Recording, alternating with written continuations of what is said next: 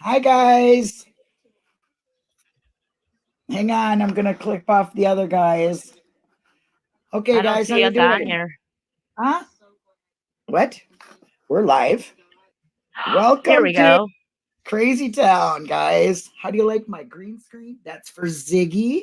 And the blue is for Teresa, because this is why we are all here. Honestly, yes, it is for freedom for the guys, but it's also for Teresa. Welcome, my first guest, Mystic Jinx. Hi, Jinxie. How you doing? Hello. I'm good. How are you? Good. Well, nervous a little, you know. Well, yeah, me too. Always. We'll work together. We'll work through it. We'll work through it. I like to say that you guys take, excuse me, kind of got a little cold, but I don't got the C19. Don't worry about it. I'm cool. Anyway, take this time during the lockdown, you guys, to write to Steve and Brendan, give them a little hello, how you doing, brighten up their days, because I mean, they're locked down all the time, not just, like us waiting to be released.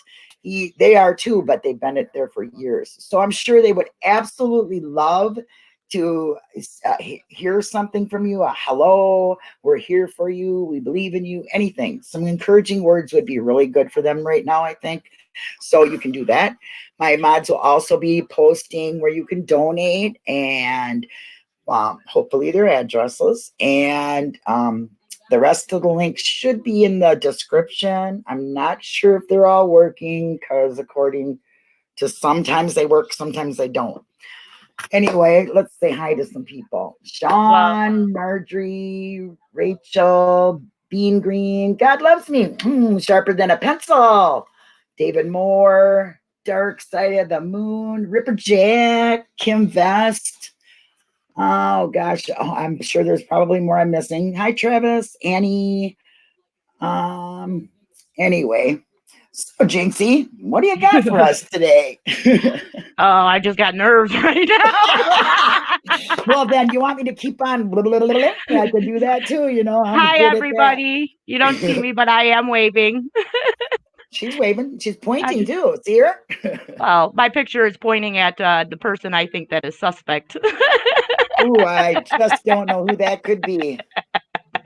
Well, Yeah, we do. most people know that I am, on the ex-boyfriend train. Oh, I'm with you on that. If it wasn't happenstance, then I think he did it. Yep. You know, he's just got day planner and a whole bunch of other stuff that just don't. Why do you insert yourself? Why are you on the property? And then saying you were never on the property. Why'd you hand somebody a map? I guess Yeah. that's a giveaway. Well, he was handing maps to everybody, wasn't? I mean, did you see Blodorn doing that? We're talking the POG special map. Oh yeah, well that was the godly map. The godly map. The one that had the big old G right on it. I think they got it backwards. It's GOP, not GOP. GOP up, Sorry, some GOP in my throat. I don't like her. I don't like her, Yeah, but well, one friend can do her really good. I'll tell you that right now. She looked just like her, and I was like, "Is that you?" It's crazy. Oh, hi, Becky and Jackie and 411 now. T1, Gloria. I think, oh, Nanu. Oh, I like that.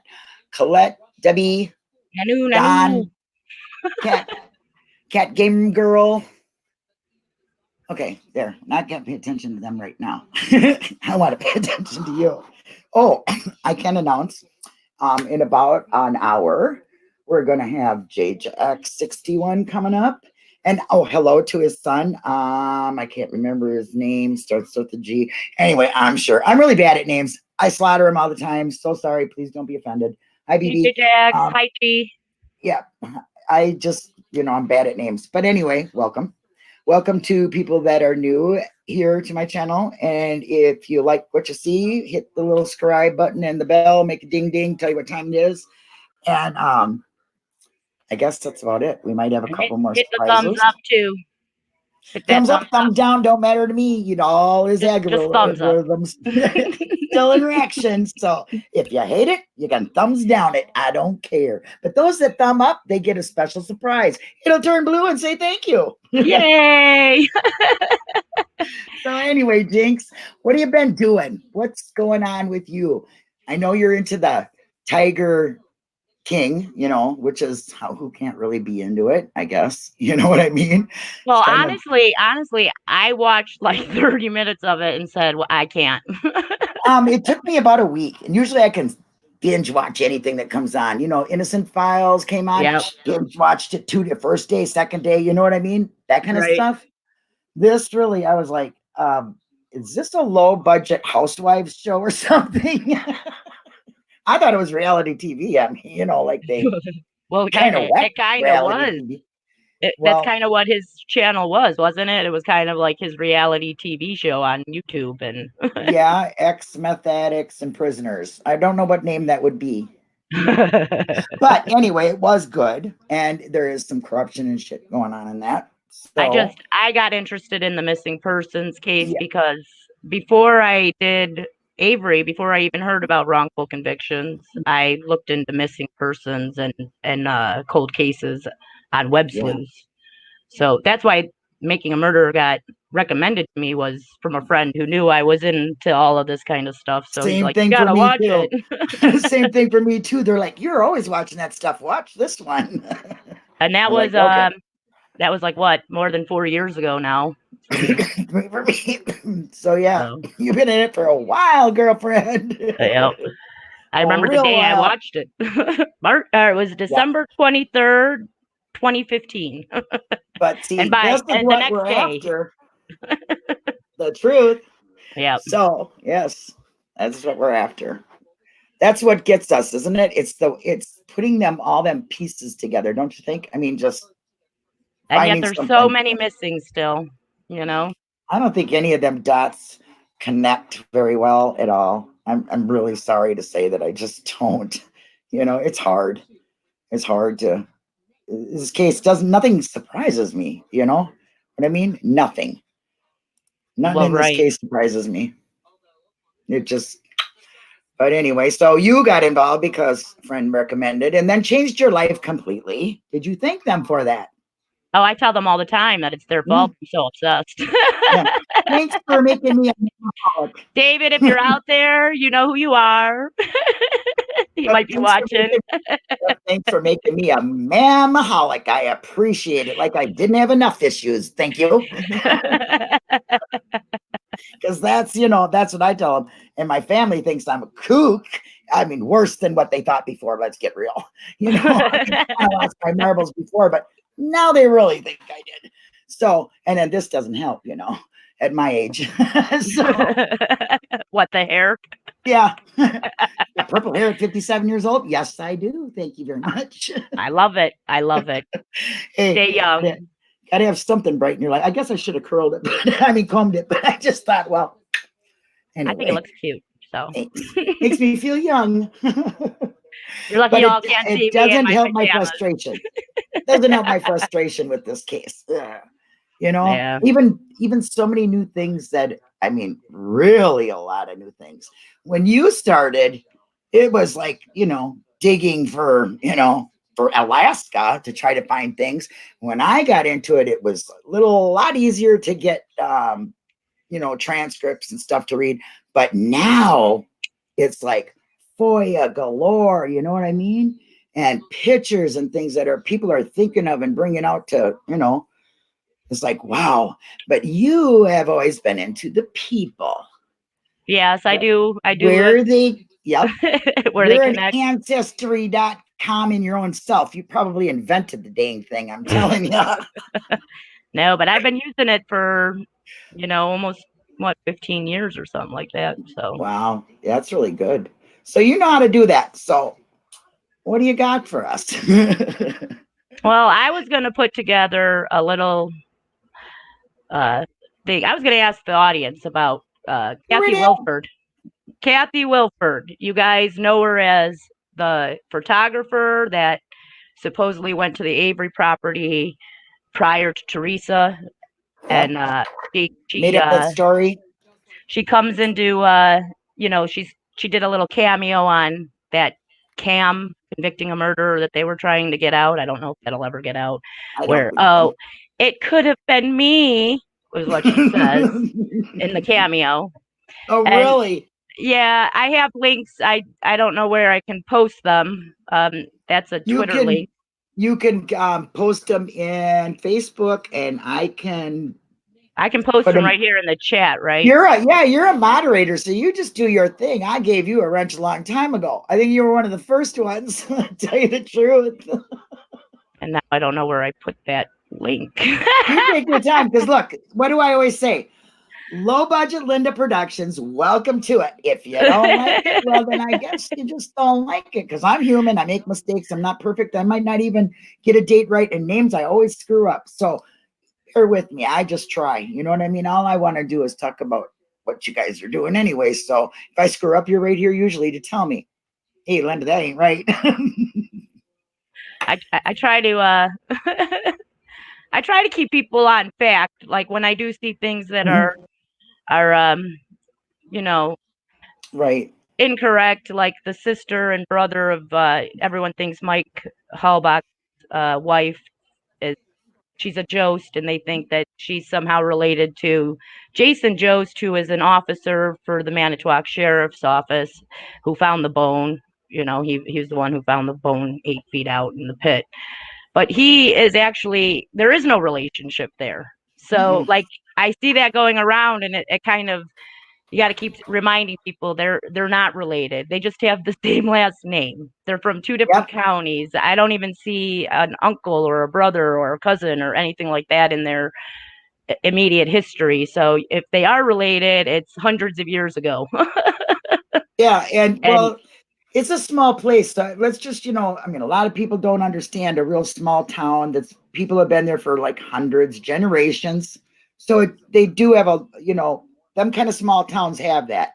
So it's really interesting how they go together, so I can see where your interest would be. I just don't have the patience for that. You definitely don't. Well, here, I think I can share my thing here, right?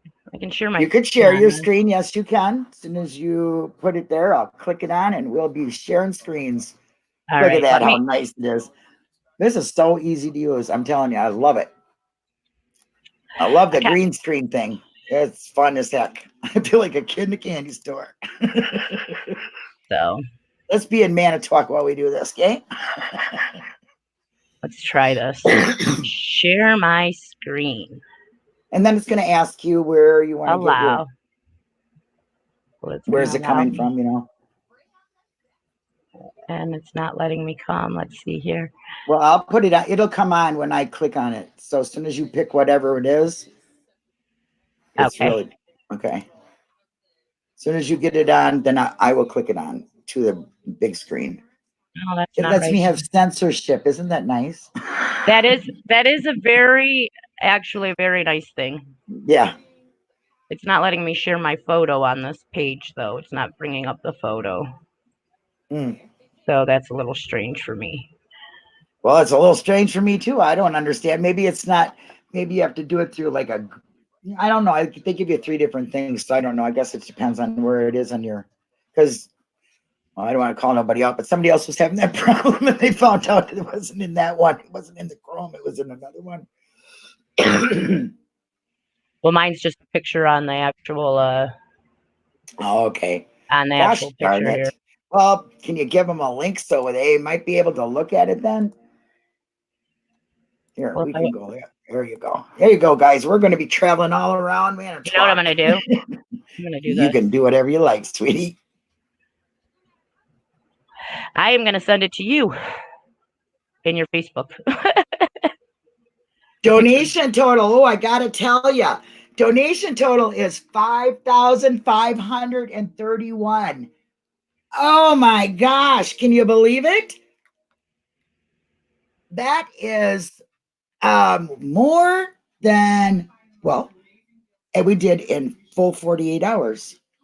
Am I correct on that, Pom Pom? How much is it? 5,531. Nice. Yes. Oh Way to go, my guys. gosh. Thank you, everybody, so very much. Them guys are going to love it. Oh, you guys are wonderful. Thank you so much.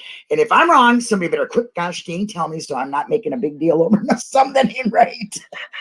So if I'm not going to be able to share any of these screenshots, that's going to kind of be a bummer, don't you think? Okay, can you send them to me and then maybe? No, I can't. I don't know if I can send them or not. No, it won't See, let if you me. can't share no screenshots, does it tell what does it tell you on that? Let me do this. Well, now it won't even let me load it. Okay, it says share screen. Is it entire screen? Okay, that's what we got now. Application screen or a Chrome tab? I guess it would be a Application, wouldn't it? I mean, it's in your Windows, right? Is that where your pictures are normally? I got to leave for a second and come back. Okay, honey, you do that. I can be here by myself, I guess. We can just play with the green screen.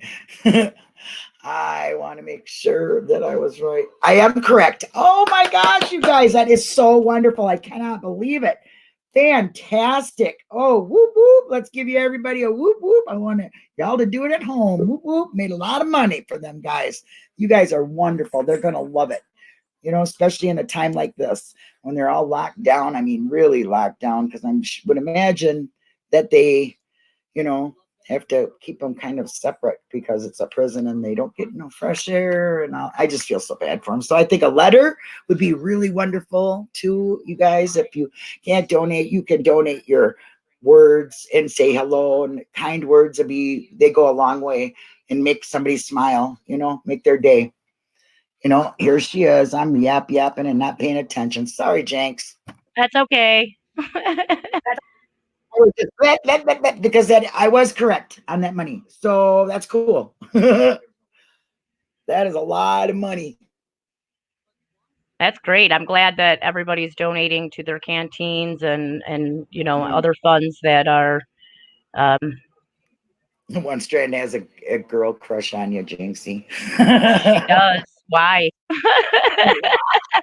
Because you're a respected researcher and we love you. That's why. Well, I'm broken right now because I can't figure out what to do to share my work. You know what? You know what? We can just do what we do. You know? I mean, if you can't share it, you can't give them a link, and I can't share it. Well, you know what? It isn't our fault. It's StreamYard's problem. You know, I think I might have something now. I'm gonna try something because I had to redo this. It's saying that I'm blocked. You take your time. It doesn't matter. I got time to waste. Now it's not letting me share nothing. It's saying I'm blocked. I'm blocked my screen. Click the screen icon in your address bar to allow and then load. Okay. Yeah, see the little button that comes down? Yeah, it says to allow. And I say share screen, and it says it's blocked. But you must not be clicking onto what you're clicking on. I mean, it's not okay. I don't know. I thought if I left and came back, it would let me load, because before it was giving me the option to put something up, and now it's not even giving me that option. I wonder why, because I'm not sharing a screen. Did you stop sharing from before? Yeah, that's why I came back. I was hoping that would help. Oh, you know what? I really got no idea, but let me see something. Well, anyway, I'm gonna open a drive for you guys. Can just go through the shit I put in there. There you go. We're low budget. It don't matter. You know what I mean? Thanks. Basically, I asked if Kathy even met Avery, because all records show that, you know, Kathy Wilford is a DCI agent, for one. She was at one point. I don't know if she was in 2005, but she actually calls up. She doesn't even call the police to say, you know, hey, look, I worked for Auto Trader and had been out for a picture at Avery's house. It was more she called Auto Trader and told Auto Trader, look, I worked for you back in such and such, and I was out there, you know, visiting Avery in January of 2005. Well, she says that she met Avery, and that she's the one who says to the officers and in the Calumet County reports that he creeped me out. remember all that stuff about, Teresa was supposedly all creeped out by Yep. Avery? Well, Yeah. I think that comes more from this Kathy person who tells officers that she had gone out there on January 25th. She's very specific, between 11 and 1, in the afternoon, Right. and that she took a picture of an old Cutlass, and that she got asked inside. There was a crazy dog barking. You got to throw that vicious dog in there. Yeah, I know. Oh, And poor bear. and that she met Teresa and gave Teresa a camera. Now the camera is a Nixon camera and not a Canon, which was supposedly what Teresa used, was a Canon and not a Nixon. Not to mention, why would Teresa go out and meet Kathy to get this camera when Teresa had already been working for Auto Trader for months? Yeah.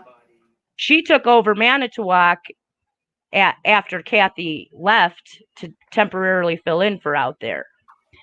Now, when all those jail calls were released for Stephen, he says something in one of these jail calls, and it's I'll tell you what jail call it was. Let me see here. I think it was jail call 653, about 44 minutes in. They start talking about Auto Trader and how Auto Trader contacted Avery. That's how Auto Trader and him started doing business together, was similar to the zipper appointment. Avery had put a ad in the paper for the boat trailer, and Auto Trader called them and said, look, we can, put your ad in this magazine and on. And so he did the appointment, and then he started using Auto Trader. Now, he doesn't say which appointment it was, but when I go back and look at he says he was using the paper first. So I went to look at newspapers, which is another one of the things I like to do. And newspaper ads, they're cool though. I've seen some of your stuff and I'm like, wow, cool. I like your pictures of the young guys, even though they're people.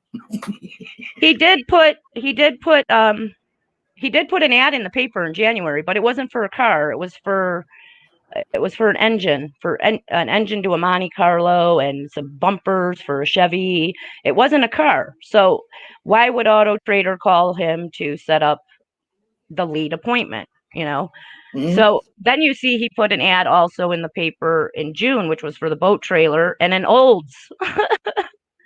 So there's that Olds she's talking about, in my opinion, because there was never an Olds in January put in the paper for him. And some say that, I think he says that she's been coming out there for a year during that call, but that call is about a year after she started coming out there. He was in jail for some of that part, so what is his time frame?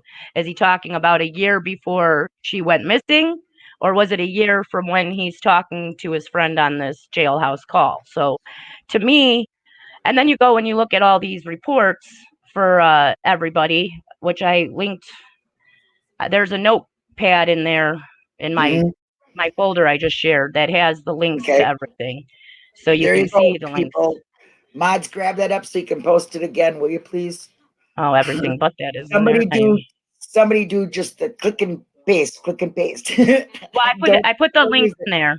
It's in the chat there. I put the link in there. Okay, good deal. But so during this phone call of his, I'll link the phone call just to have it here in the chat if you guys want to listen. Also, I lost my train of thought. Oh, that's okay. So you were talking about, when was the time frame? Oh, so the thing is they go and interview Auto Trader people, and they tell, Auto Trader tells them that his account started in June. And that's the records that they have for him are from June of 2005. And then she mentions they may purge some records after 6 to 8 weeks.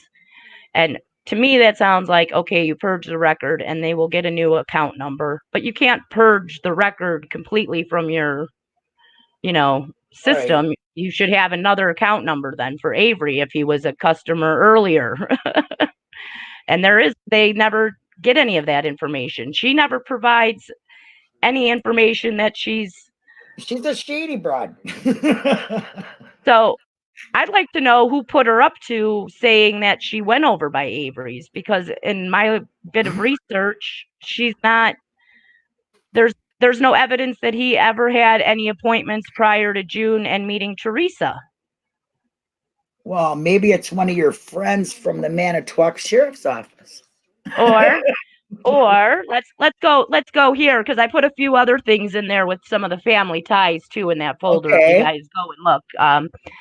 But who else inserted herself into And this? monitor Sean Mahoney. Kathy Williford was a plant to monitor Steve. No, he was. I don't think so, because she never was there. I don't think she ever met Avery.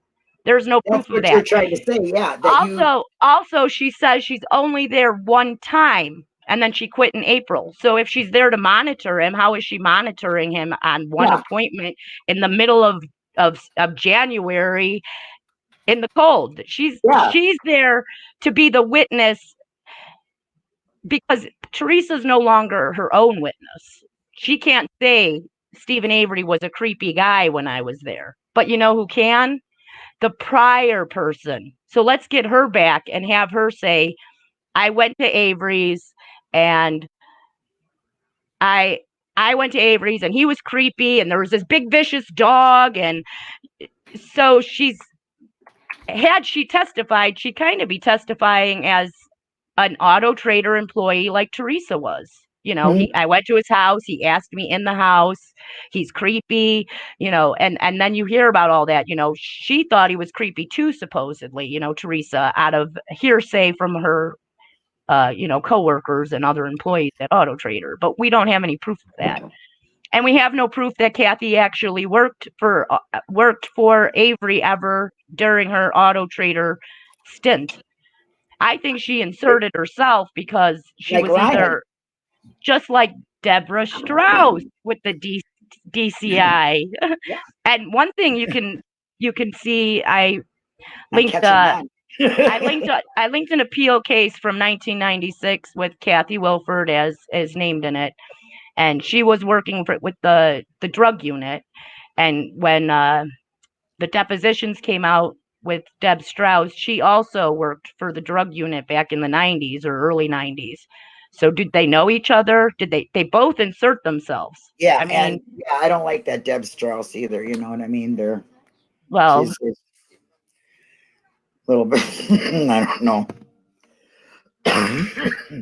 So since I can't share my screen because I totally screwed that up, you can definitely go through my folders here. I did. I'm going to write to him. You won't let my people share their screen? What's the matter with you? Yeah. I don't know why they don't let you share photos, because I have done that. So that's why I'm saying, if you want to send them to me, I can try to send them, because I don't get it. Because JJax has no problems. We did a trial thing and he could show documents. So, well, I should have put them in the Google Drive first, and then they probably would have been able to share them right away. But then I accidentally hit do not share because I wanted to cancel it out, and then it wouldn't let me come back. So, well, it should be able to let you come back. I don't understand that. I don't know. If you want to talk about Deb Strauss a little, we can go right ahead. We can tell you that I've been hearing a lot about her lately. How's that? She does have a connection to Manitowoc. Her husband is from Manitowoc, and her husband is actually, like, what did I say? It was the first cousin of Michael Bushman. And we all know Michael Bushman is the retired detective from Manitowoc, Sheriff's Department that came to the Cuss Road properties when they were searching those. And he was a dog. He did have a dog that he handled back in the 80s. So he was like one of the first dog handlers. So she has a connection to him by marriage. So I thought that was very interesting. And she inserts herself too on the 4th. She called in and said, "Hey, let me help you out. I'm with the DCI. I know the guy." I remember that phone call. I was mad. I was like, she goes, "Oh, I worked on something with him before. Is that the same one?" Yeah, that's Yeah, Deb okay, Strauss. that's I was pissed, and I thought, boy, oh boy, lady, you really want to be in on it. I mean, like she had a grudge or something. She sounded like, oh, anything you need. I've worked with them before. I've done this, and this, and I could do anything you need. I'm like, bow down, lady. You really want to help, don't you? Yeah, I didn't get it. So why are these DCI agents inserting themselves into this Yeah. investigation? And it's not just a DCI agent acting as a DCI agent. Now it's a DCI agent acting as a witness. Right. Well, I mean, they all got, a coat of many colors, I guess. They insert their own rules, and that's just what I don't understand. There's really no limits or things they don't cross, no matter where they are. If they're low, police officer who writes a ticket, or if they're high up, they just don't. They let them jump around too much. You know what I mean? They let them do what they want, and it's only certain players. And I just this case just drives me nuts. Not enough rules, too many deviations. Yeah. Oh, deviations. That's a good way to put that sucker. I'll tell you that. That's another one of my really get me in the butt with. You might as well just kick me because that one pisses me off. Not as bad as O'Helly, but that deviation paper with Sherry, that pisses me the hell off, dude. But that's the only time they actually filed the paperwork to deviate. But if you really think about it, they deviated from everything. Yes. Who takes the barrels and then puts them back and then brings them back and finds things? Oh, okay. Well, who searches a small little trailer that a freaking, a 2-year-old could have found a key faster than they did. And they didn't even know what they were looking for. Okay. And then it was in front of the slippers when they took a picture. But no, it really was stuck behind a cabinet in a nice little tight area. Which is it, Colburn? You did the shake, rattle, and roll with that thing. You said you did. You know what I mean? So something that bothers me about a pry open with one of them little pry bars and let it fall out or pretend it did or something. You know what I mean? There's just so much. And the people that you hear constantly, Deb Strauss, you hear about these people. You hear about them for a reason. What's the connection with them? Which daughter are you talking about, Diane? Wait a minute. Diane Lil Missy asked me, "Hey Jinxie, do you know anything about Zipper's daughter?" Which daughter? I didn't know they had daughters. Well, yeah, it's actually Jason Zipper is their daughter's son, and he has their last name. He's actually not a Zipper. His father's name is something else. Yeah, I've heard that before. So, what are we asking about them? I mean, I know of them. I know of them in a tree. I don't know really anything about their, personal lives or histories or anything.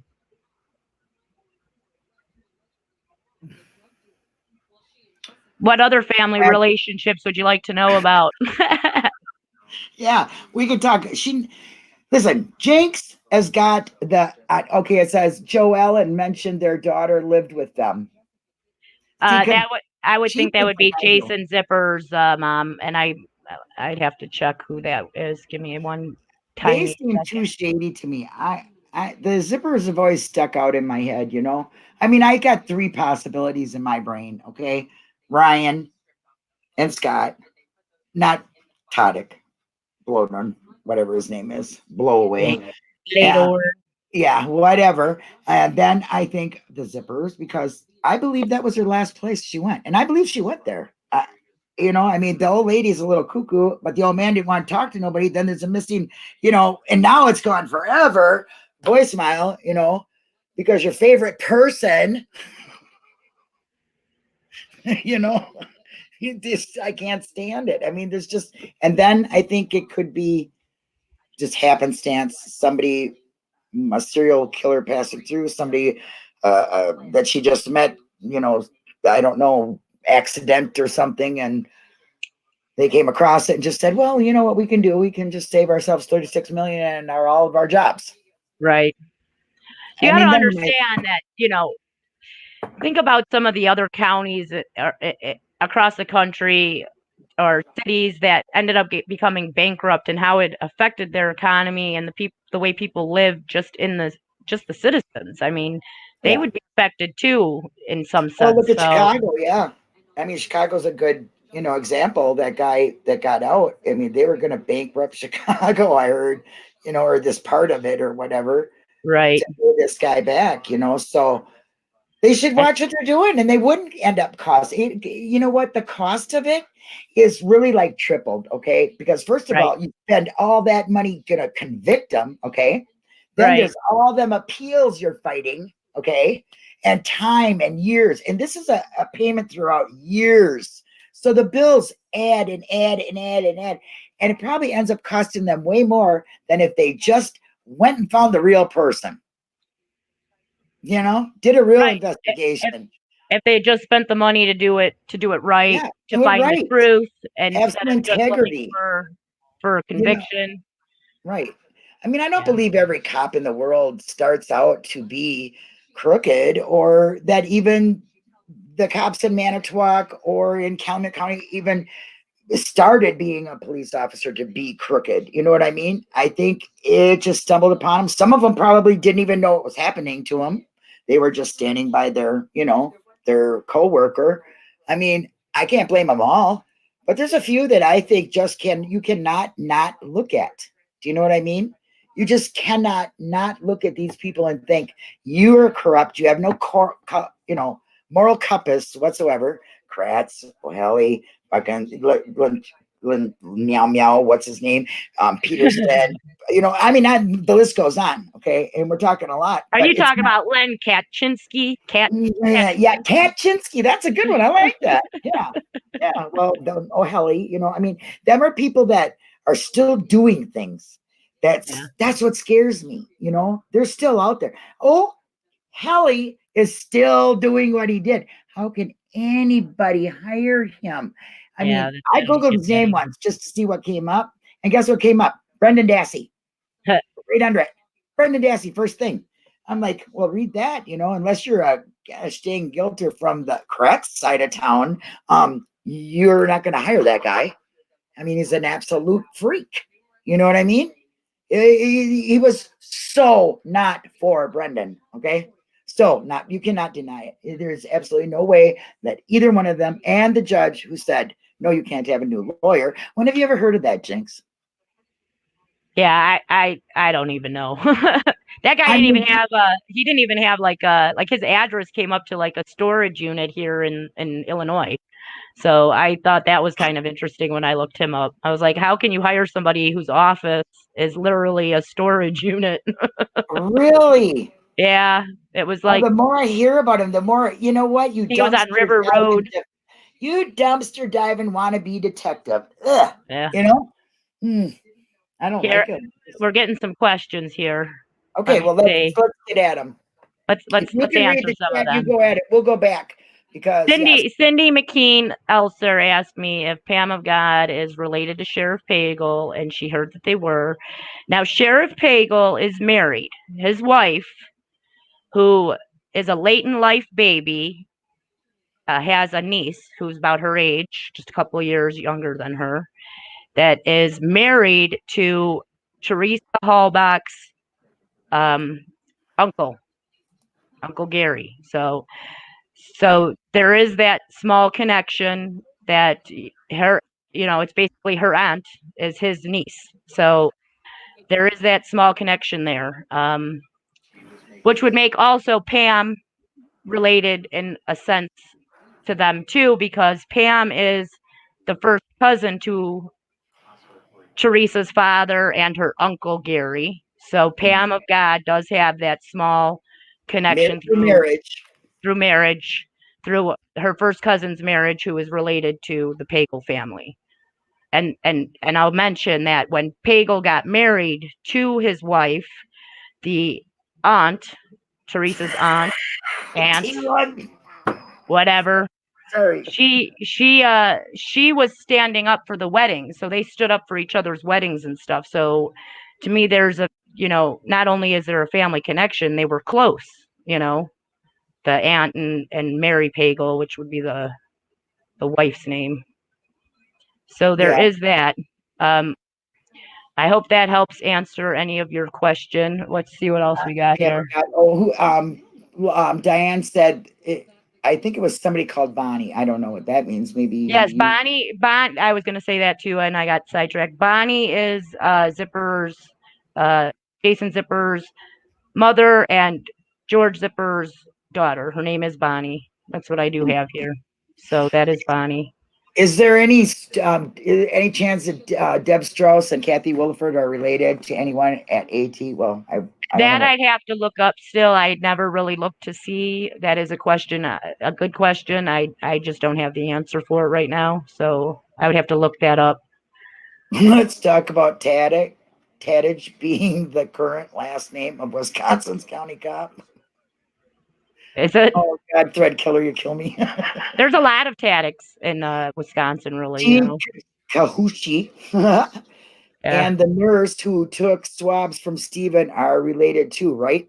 Neverly Darling wants to know. The swabs that were taken at the hospital in 2005, I never seen any relationship between those two. No. Okay. I know there's I think what you're thinking of is I think one of the nurses that was actually there and observing she had a name of Vogel, and there's Dennis Vogel, who was one of the ones being sued, but there was no family relationship between her being a Vogel and the Vogels. Not like the one who sent the flowers to the judge. Yeah, the first cousin. That was really a good move. Why don't you just call up the FBI and say you're building bombs or something? You know, I mean, Daisy Lady. Excuse me. Daisy Lady says Deb Strauss did the 1985 investigation into Manitowoc's wrongdoing for Peg Lautenschlager in 2003. Right. Her and her partner said yes, PL dismissed it. Said yes, but okay, yeah. But yeah, so they thought it was, they were at wrongdoing, but Peg Lautenschlager said, we can't do that. We're just going to say, no, they're fine. Yeah, well, I've recently heard that, like, Michael Greasy up back, you know, kind of held some things. Him and, what's that guy's name? The R guy. Are you talking about somebody from the case or somebody that is somebody from the the AG's office? Oh, It starts with an R. I'm drawing a blank. He's got glasses. He was so nervous. Oh, I know what this paper looks like. I've seen it before. I'm familiar with it. That guy. Oh, I'm familiar with that paper at the depositions. Oh, Roar. Yeah, there. I can never see his name. Never. But that him and Greasyback held some stuff from Pig, and she never got to see certain things, and that's why she ruled that it wasn't it wasn't. Yeah, but is that true too? I mean, did they really withhold it from her, or did she just disappear it too? Because just went. I mean, she's too busy figuring out she's going to use the state car or her car to go drinking in tonight. You know what I'm saying? She did get arrested for drinking and driving. The first year she was. Yep. I mean, come on. That's somebody you want to trust your children to, huh? All your laws and your safety and all that kind of stuff. Yeah, I want to. And then you find out that she has a connection to Ryan Hilgass's dad, which just totally blew my mind. Yeah. She was something else, and I remember her. When I was younger, her and Doyle and all them, the older guys. But I kind of like Doyle. I don't know what he did to Wisconsin, but she was let's put it this way. I don't put no trust into anybody that's going out drinking, using the state car, and then trying to get away with it. Right. You know what I mean? Because none of us could do that. You need to be accountable, just like every other citizen in America. You know what I'm saying? My thing with that is they need to be held to a higher standard than the rest of us and get more time for the same laws that an average person might break, because they're there to make sure that the law is fair, that everybody gets a fair trial, that everybody, that truth is being found. Justice. Okay. That's what they're supposed to be doing. Seeking the truth and justice. not making up lies and taking people's lives away from them. Because everybody says that Teresa's the only victim. No, I'm sorry, she's not. There's the whole Avery family. There's the There's whole her Dassey family. family. There's the whole There's Her the family's a whole victim family. too, and There's a community. Plus they have to live with these cops who are capable of doing this, and a lot of them don't ever want to believe that because their grandpa voted for Piggle's dad or whoever. You know what I'm saying? So you just can't believe, and their way they write reports. Let's get real, people. That's your first job description, and you guys fail. You fail. You fail very highly. You fail. I don't get it. We'd be in trouble for that, Jinx, in the real world. I suggested it to Dennis Jacobs before he passed away. He was on Facebook, and I suggested that he go back to school for some report writing. Yeah. Come on. If your job was to answer the phone, okay, say you're supposed to answer the phone, you take down their name, their time they called, and a brief message, correct? Well, they would have, their nights and days messed up. They couldn't tell you what time it was. They couldn't even tell you what day it was. They're all on hangovers and they all have dementia. Something. I just don't, I just can't recall. Okay. Yeah. I'm sorry. How many times is that said? I just can't recall. I think in their vows, it's like, and what do you say when you're asked a question? I cannot recall. Yes, Rhonda, that was me. What, Rhonda? It was you, Jinx? I was the one talking to Ellie, Dennis Jacobs over there when he was still commenting. That's your favorite guy, ain't he? Can we want to talk about Pooh for a bit? Yeah, that was Remaker. That's Remaker. That's Remaker Pooh. I just know that happens to be your thing. I was going to change my name to Remaker's Piece of Poo or Missing Poo. Remaker's Missing Piece of Poo. Or Meaningless Poo. There you go. Remaker's Meaningless Poo. Whatever. He's disgusting. And I can't really tell what cop is worse from what cop when it comes to Jacobs and Dieterich and what's that other one? There's another one. Well, Fassbender and them are right in there, but there's another cop that the alien guy don't bother me. He's just plain stupid. I'm sorry. He's just dumb. He's a big what do you call it? What's that guy I don't know. He's a big wimpy or something. You know what I mean? Like wimpy. Yeah, I don't think he's got any, logical. Let's think about this and do this. He don't have any kahunas. He just does what he's told. Obviously, he sits on a bed that's supposed to be evidence. Yeah. That made no sense. That whole scenario is just the search warrants and everything. Don't them get you too? It's like I don't know why.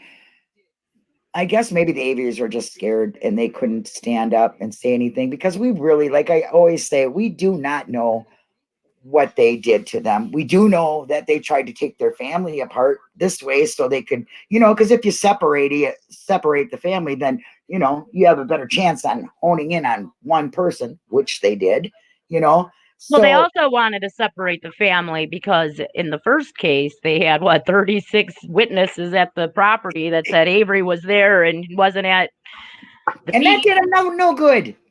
This right here is what's doing him wrong. He's not getting any justice. Okay. The rewritten laws, ADPA, is that how I say it? Did I say it right? I don't know. ADPA. The Clinton law, that's what I call it. The Clinton reform law for the terroristic bombers, that is just, it took so much of this away, and nobody really realizes it. I've never myself, I can honestly say I've never read the whole, reform bill or whatever that thing is, but I've read enough of it to know that it is just terrible for people who are wrongfully convicted, or really people getting convicted. It's time to amend that law or just get rid of it altogether. I've been saying lately, I don't think there's any hope to reform any of the laws. they've got them so screwed up. I think they have to completely rewrite them. I'm not sure, you know. Who am I to say? You know, I'll be dead. Yeah, and somebody pointed this out. Rhonda, I love you.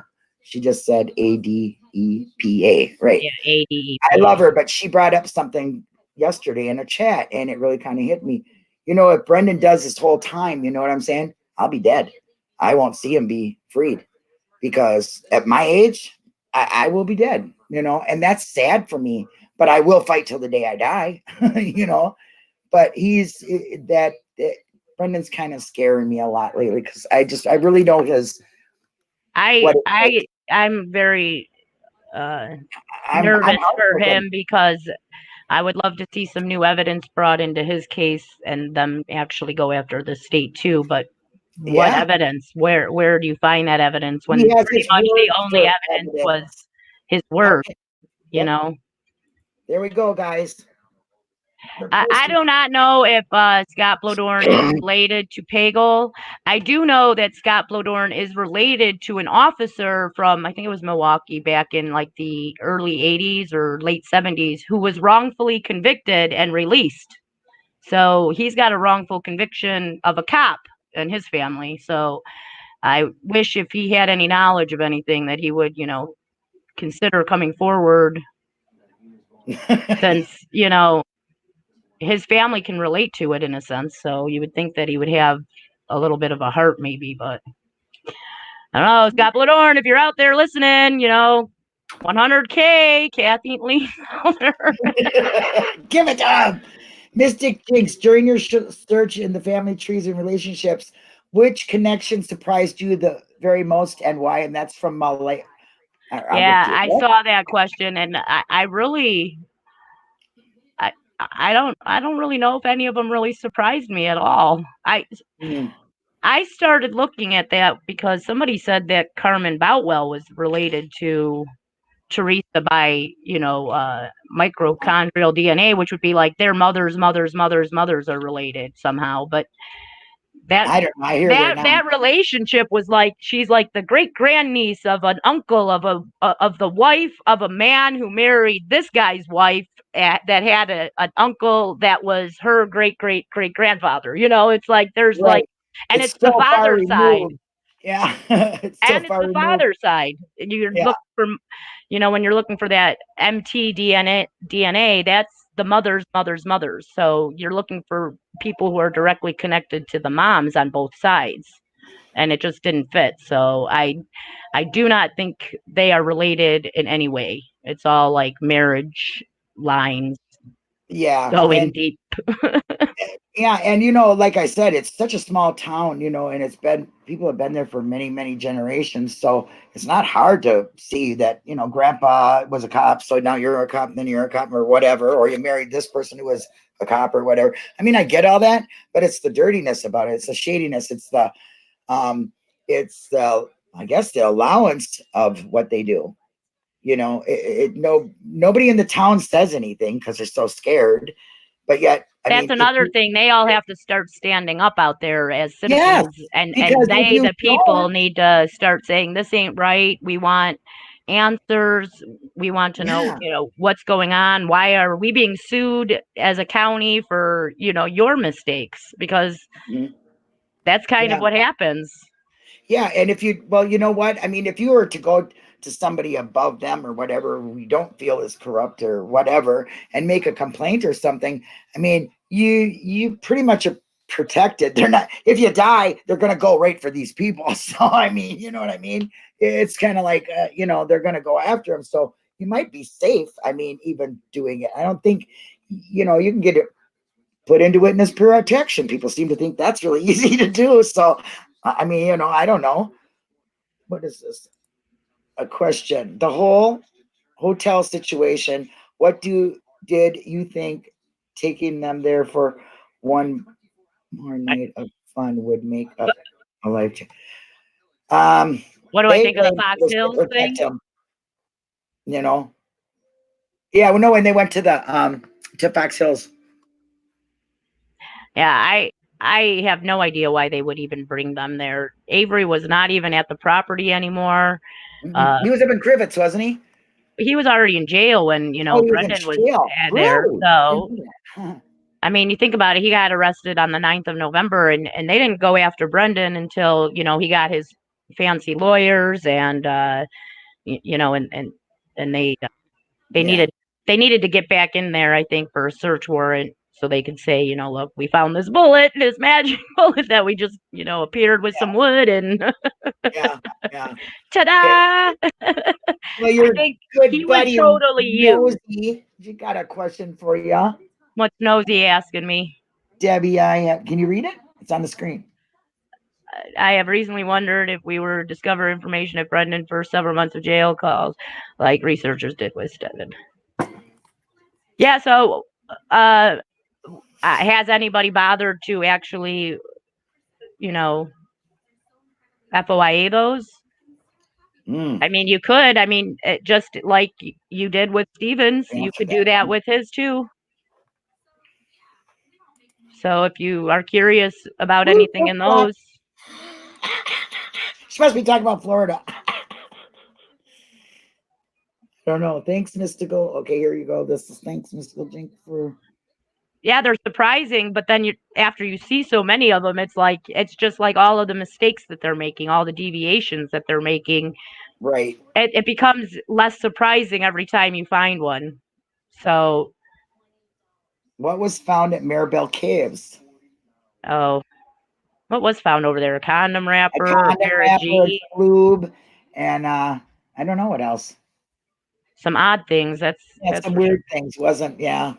The interesting about that is earlier in the year they had just reopened up that place for like tours and stuff. Like I saw that in the paper, and she liked to take pictures and stuff. So that always made me wonder if maybe would that be somewhere she would stop along the way? Like they said somebody saw she was possibly taking pictures of cows along the road. Would she possibly stop for pictures at Maribel? I mean that's something I would have wondered. They never looked into anything over there, just pick it up and collect it and put it into a baggie and I got it wrong right there. Ripped jeans. Yeah, ripped jeans. The ripped jeans. Jewelry. Okay. What does this say? AC, who took all that stuff? Yeah, that's a good question, Daisy lady. Who did take all of it? If it was AC, where did it go? Has anybody looked to see if they were in the ledgers? Because I know that there's lots of ledgers out from not only from Calumet County, but what the lab also received and sent back. So I guess that would be the best place to go look and see where those might be. Like if they were even logged, because it would be interesting to know that if they were even logged and put into evidence. Why did they go over there in the first place? I think, wasn't it just a search party looking for her? Because she liked that place, didn't she? Didn't she say she liked that place, Maribel Caves? Well, that's what I think. It might have been. I don't know if anybody said she liked it, but at the same time, it's an interesting place that somebody who's a photographer might stop, driving by. Look at this neat, I mean, that place is actually, there was a building there that's no longer there. It like blew over a few years ago. So all that's left is a cave. There? What's that? There's just a little bit of a building there, or am I thinking of something different? I'm not sure how much is left, but I know there was a decrepit building there, and it was supposed to be haunted or something. Yeah, that's the one I'm thinking about. I mean, when we were out there last year, we drove by it, and it's like got like stairways and like half of it's gone, and it's made out of big stone, right? I think that's it. Not quite sure. Anyway, if bullet skull proven to be fabricated, does that not set Brendan free? No, because they didn't use the bullet and they didn't use the bones. They didn't do anything. He was just a participant, wasn't he? I do remember reading something about bones in his trial. I want to know why, even if the bones were not used at his trial, let's say they were not used, this is still evidence that is physical evidence that was collected during an investigation that also convicted him. So wouldn't them giving back those bones and not telling anybody also be a violation, even if those bones weren't technically used at his trial? To me, See, that to I think me so too. says, Because didn't that unbunk judge say, did anything he say give them evidence? And remember, they said yes. They will tell you that they found a bullet in the garage on the so and so shirt. Remember but how that are part? they going to become with new evidence if they're giving evidence away? Like now, How they are might they have been gonna? able to get new evidence had them been able to test those bones in the quarry and actually prove that they were Teresa Halbach's. That would also change his confession, right? Like the only thing that ever put him out there. So wouldn't that also be new evidence for him? I don't understand that That's part. what That I part say. totally confuses me. If he if he gave testimony that gave them the bullet, that means that he should be able to use that because they used it in his trial, right? That's what I thought. Well, they do mention about the bones being found. I mean, that is part of And his he's the one that trial. cut It's him up just and burned him, none of raped the her. physical evidence actually said, "Hey, look, this is Brendan." You know, there was no Right.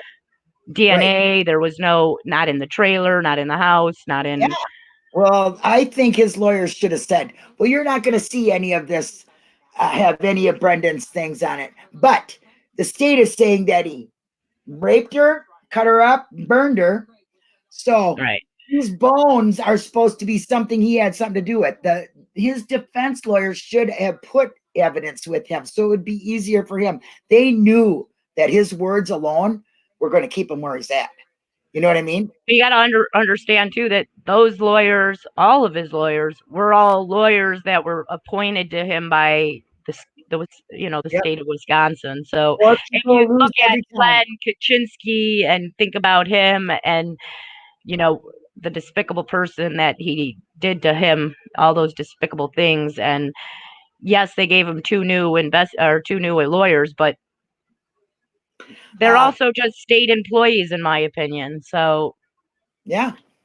they did what they could with, they didn't have, money to go out either and get specialists and things like that to testify on their behalf, Right. Ripper wants to know who wants me to ask you, Jinxie, who was it that got rolled down the hill at the Avery salvage yard? I forgot, until I seen that and I read it twice and I was like, oh, I'm just gonna leave it up. It's funny. That was you. That was you. That was you. Me? It was Ripper. He was there in spirit. Yeah, he was there in spirit. Right. I like that answer. You're better than Manitowoc Police.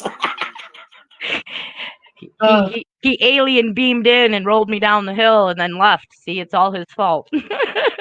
Used the statements that was used or said to be. Oh, we got somebody in the window down here.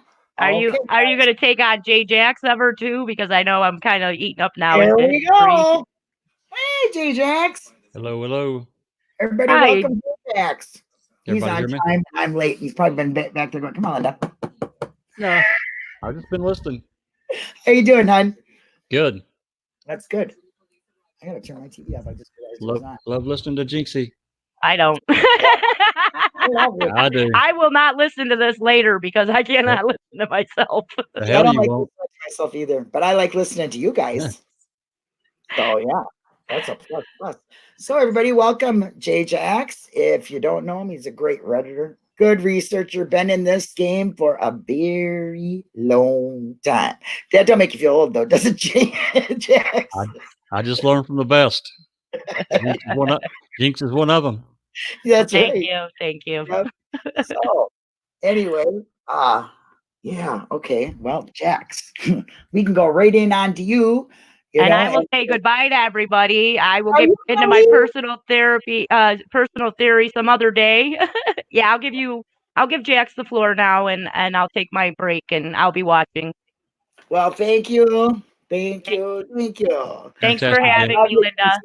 Thank you so much. Everybody say bye to Jinx. Bye, guys. Thank you so much. How you doing, Jax? I'm doing great. Great. A lot of good stuff going on. Got to tell you. TT Fangirl, boy, there's some people joining up in here. Welcome if you're just joining. We got another great guest. So, spy camera. Is that going to be something to do with you? What you doing? Might be. Okay. Well, Well, we gotta take the long road to get there. I hate to tell you that. hey, I'm We ready.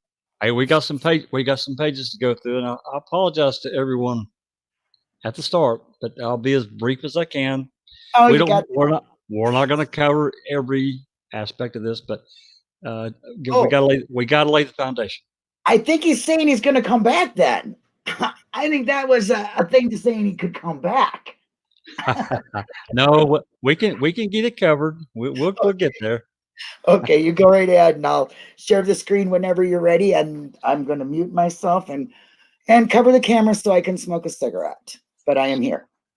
Okay, well, we're first going to start out way back in 2006, and this I got prompted by this. As many people know, we've been doing the readings at Foul Play, and the readings started at the pretrial level and continuing forward. So, in going back and rereading this stuff, it's really turned a real new spin for me after all this time and after everything that we've really learned. The last 18 months, it's really made a difference, and I look at the case differently than I did then. I'm sure everybody does probably, but rereading this old stuff, wow, the connections. Anyway, the first thing we're going to look at is, let me pull it up here. It's going to be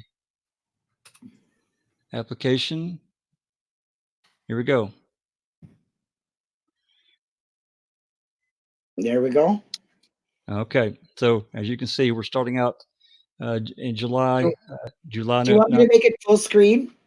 I'm sorry. Do you want me to make it full screen like this? You can't. You can. Okay, there we go. That must be easier for them. Okay, go ahead. Sorry, Jax. That's okay. That's okay. So I'm showing this so everybody understands the date because the date is somewhat important. It's not key, but it's somewhat important. So the first person that we're going to be talking about, actually the first two, are the two reporters, Emily Matasic and Jennifer Colbas. And Emily Matasic, as you can see here, she started off being cross-examined or on direct by Fallon, and then goes into the cross by Strang. And I'm going to move forward. I'm just going to get Strang's. Let me get the page number here. I'm just going to do Strang's part of it because it's really the same. It's kind of a repeat, so there's no need in going through it twice. So, okay, I know what page we're going to.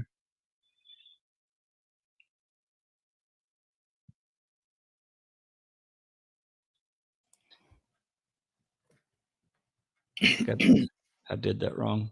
Sorry about that. Everybody understands that around here.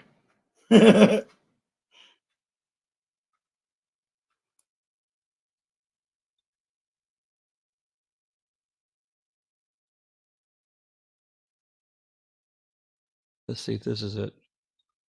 Still not it. Well, let me look at my page numbers again here. Hold on. I apologize. Go right ahead, Jax. I'll just talk until you get your stuff together there. That's fine. Doesn't bother me a bit. They all know Linda's a little bit disorganized to get organized. Okay, And here we go. Short guess. Here you go. Here we go. So basically, what's going on here is that Emily Matasic and Jennifer Colbas were state witnesses, and so the cross-examination is done secondary. So what they're trying to find out, and there's actually a couple of things going on. Not only are they trying to get to the down low of how each of these reporters came up with the idea of interviewing Avery, there's also the actual tape itself. It's this 30-minute tape that Emily Matasic did. They can't seem to really find for some reason because she only did excerpts for her 5-part excerpts for to be broadcast. The actual raw footage, who knows where that sucker's at? So because they tried to get it, and as far as I know, they never did.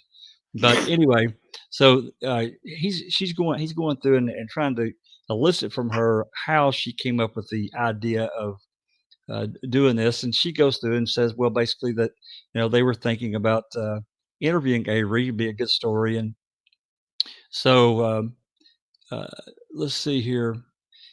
you can see right here where she says, your belief is that on November 11th, you were chatting with one or more of your coworkers, whatever it was, the case had been going on for a couple of weeks at that point. Do you recall that? She says yes.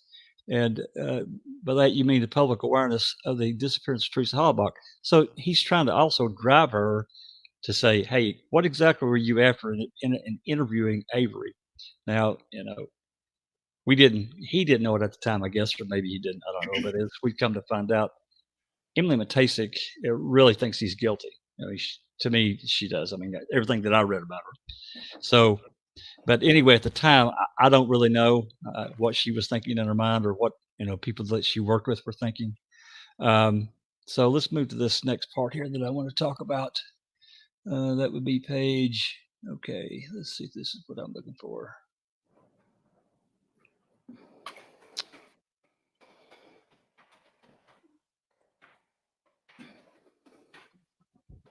I wish I could do this. Just click, and you go right to that page. It doesn't work that way.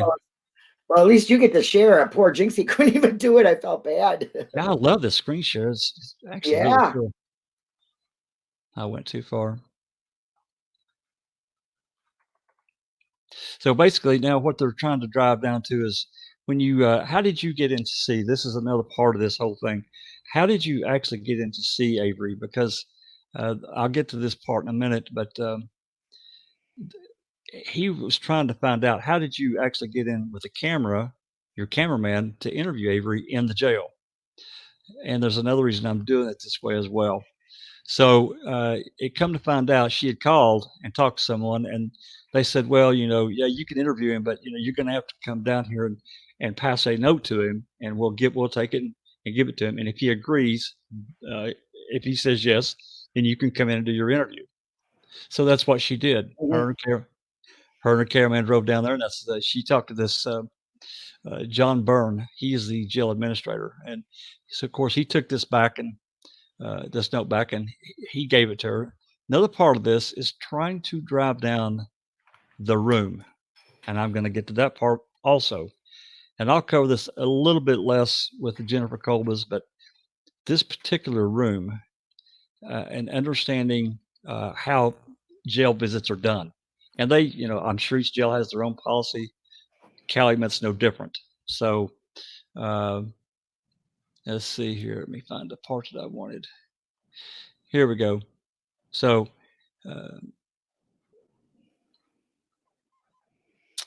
let's see here.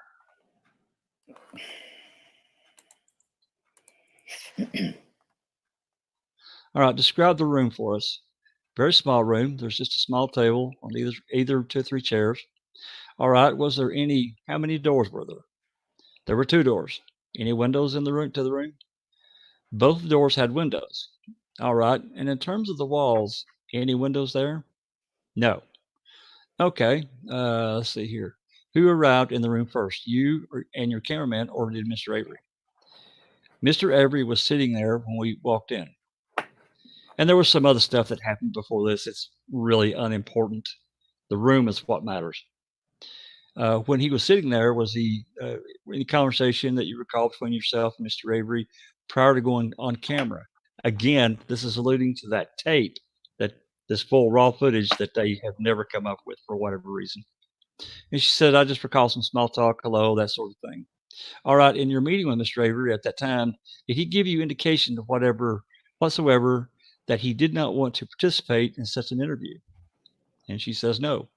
As you recall now, thinking back on that moment, can you describe his demeanor for us? He was relaxed and he was just kind of sitting there.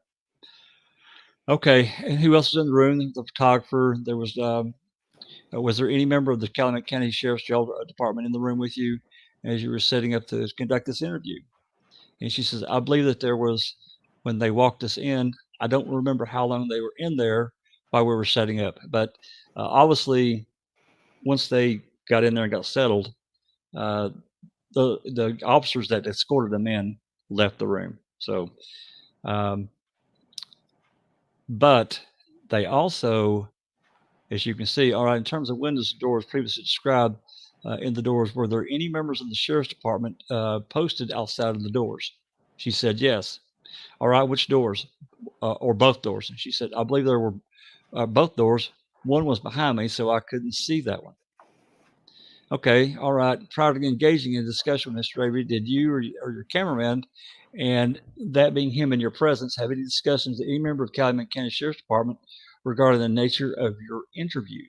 No. And there's a lot of that questioning goes on. Fallon did the same thing, trying to make sure that nobody spoke to her and told her what to say, what subject to bring up, that kind of thing. So it goes on here. Anyone suggest to you what to talk about, even the time limit, and that's another part of this too, that we'll get to. And then she said they were there probably between 20 and 30 minutes.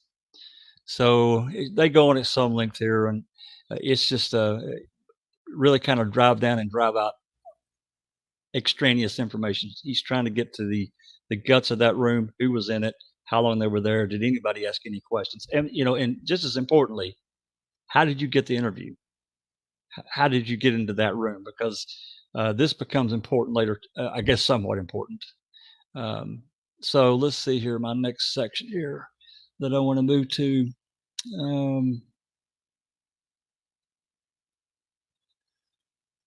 Okay, where are we at here? Let's see. Okay. I'll try to tout this in here better this time so I don't go 9 million miles past where I need to be.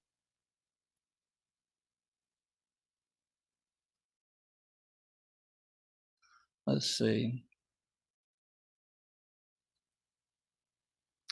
Okay, there was another interview that Emily Matasic did, and she wanted to do another. This was like letter date. This date this original date was November 12th. So this was only just a few days after Avery was arrested. Okay, so this is at a later date. She wants to re-interview him again in December, but she's going to have to go through a different process. And so she says, well, what about a telephone interview, I guess? And they said, well, you can fax a request or bring it down, whatever it was.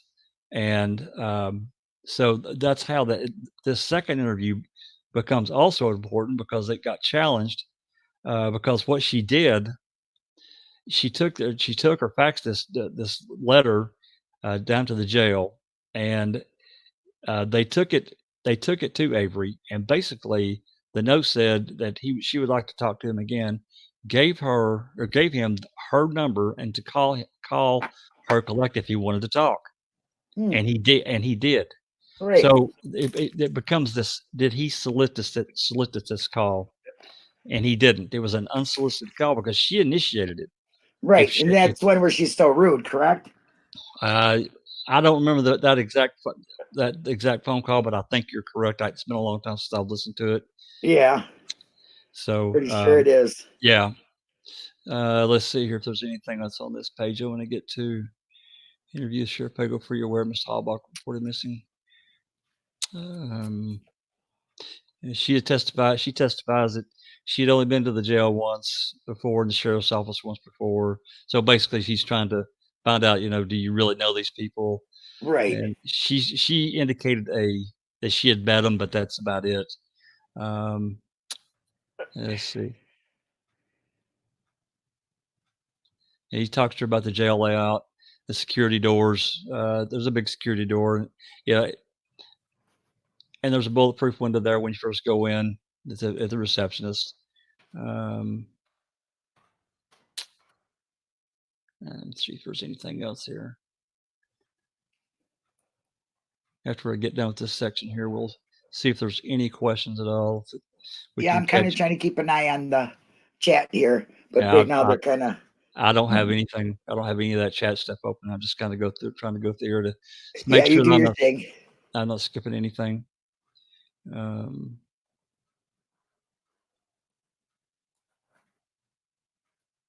Yeah, I think that's it for that section there. I think that probably pretty well covers. Let's see here. Ouch. Okay, I've got down pages 697 and 698. Well, there must be something here.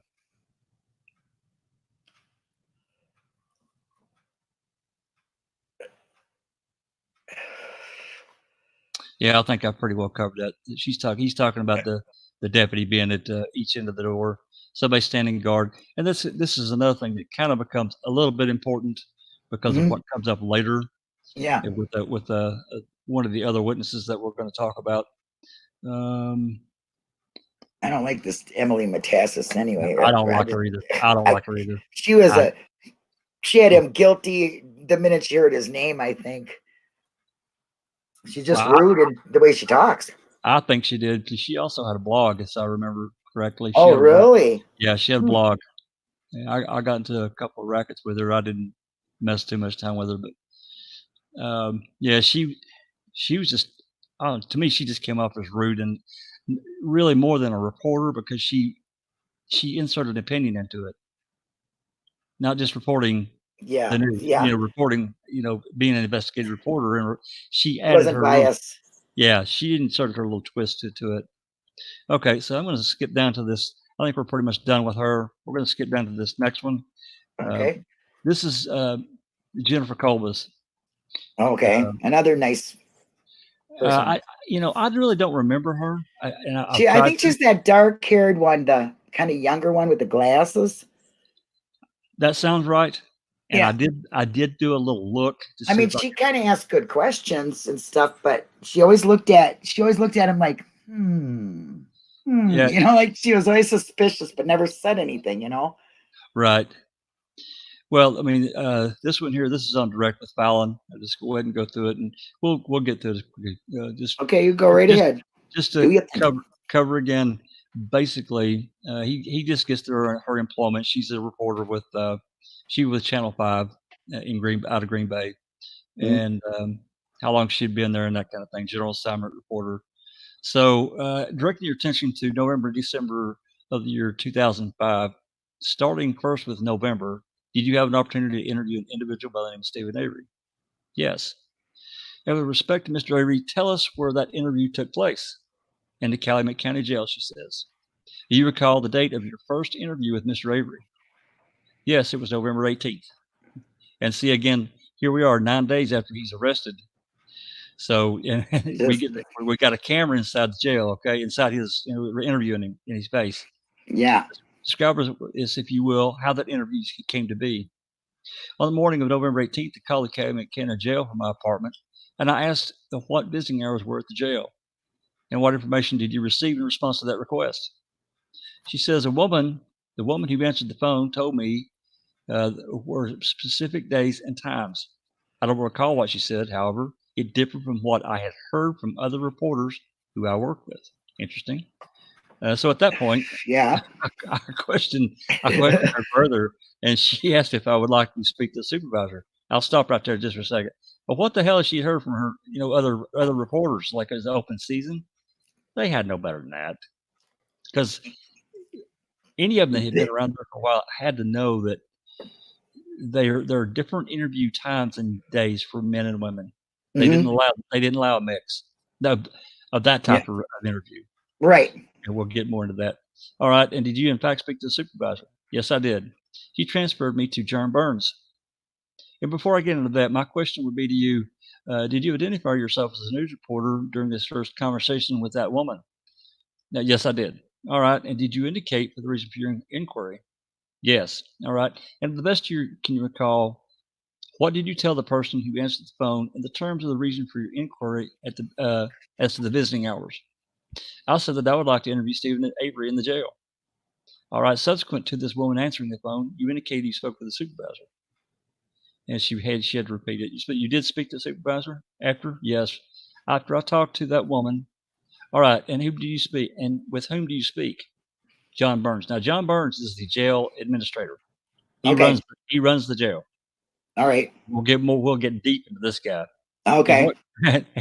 You're gonna love this. It's a new name for me. I don't think I've heard it. I read all this stuff before, but when I came across this and I was doing the reading, I was like, wait, what? Wait, hold on. You get a different perspective on it again, huh? Totally different. Okay. And what did you ask Mr. Burns? Well, again, I told him I'm a reporter and I wanted to see if I could do an interview with Stephen Avery. And I asked him how I could go about doing that. All right, and what instructions were you given? He said I could mail a letter to Stephen Avery. That was one option. All right. And any other options? Yes. I in fact said, well, I was trying to see if I could do an interview with him that day. And I said, and he said I could write a letter and hand deliver it to the jail.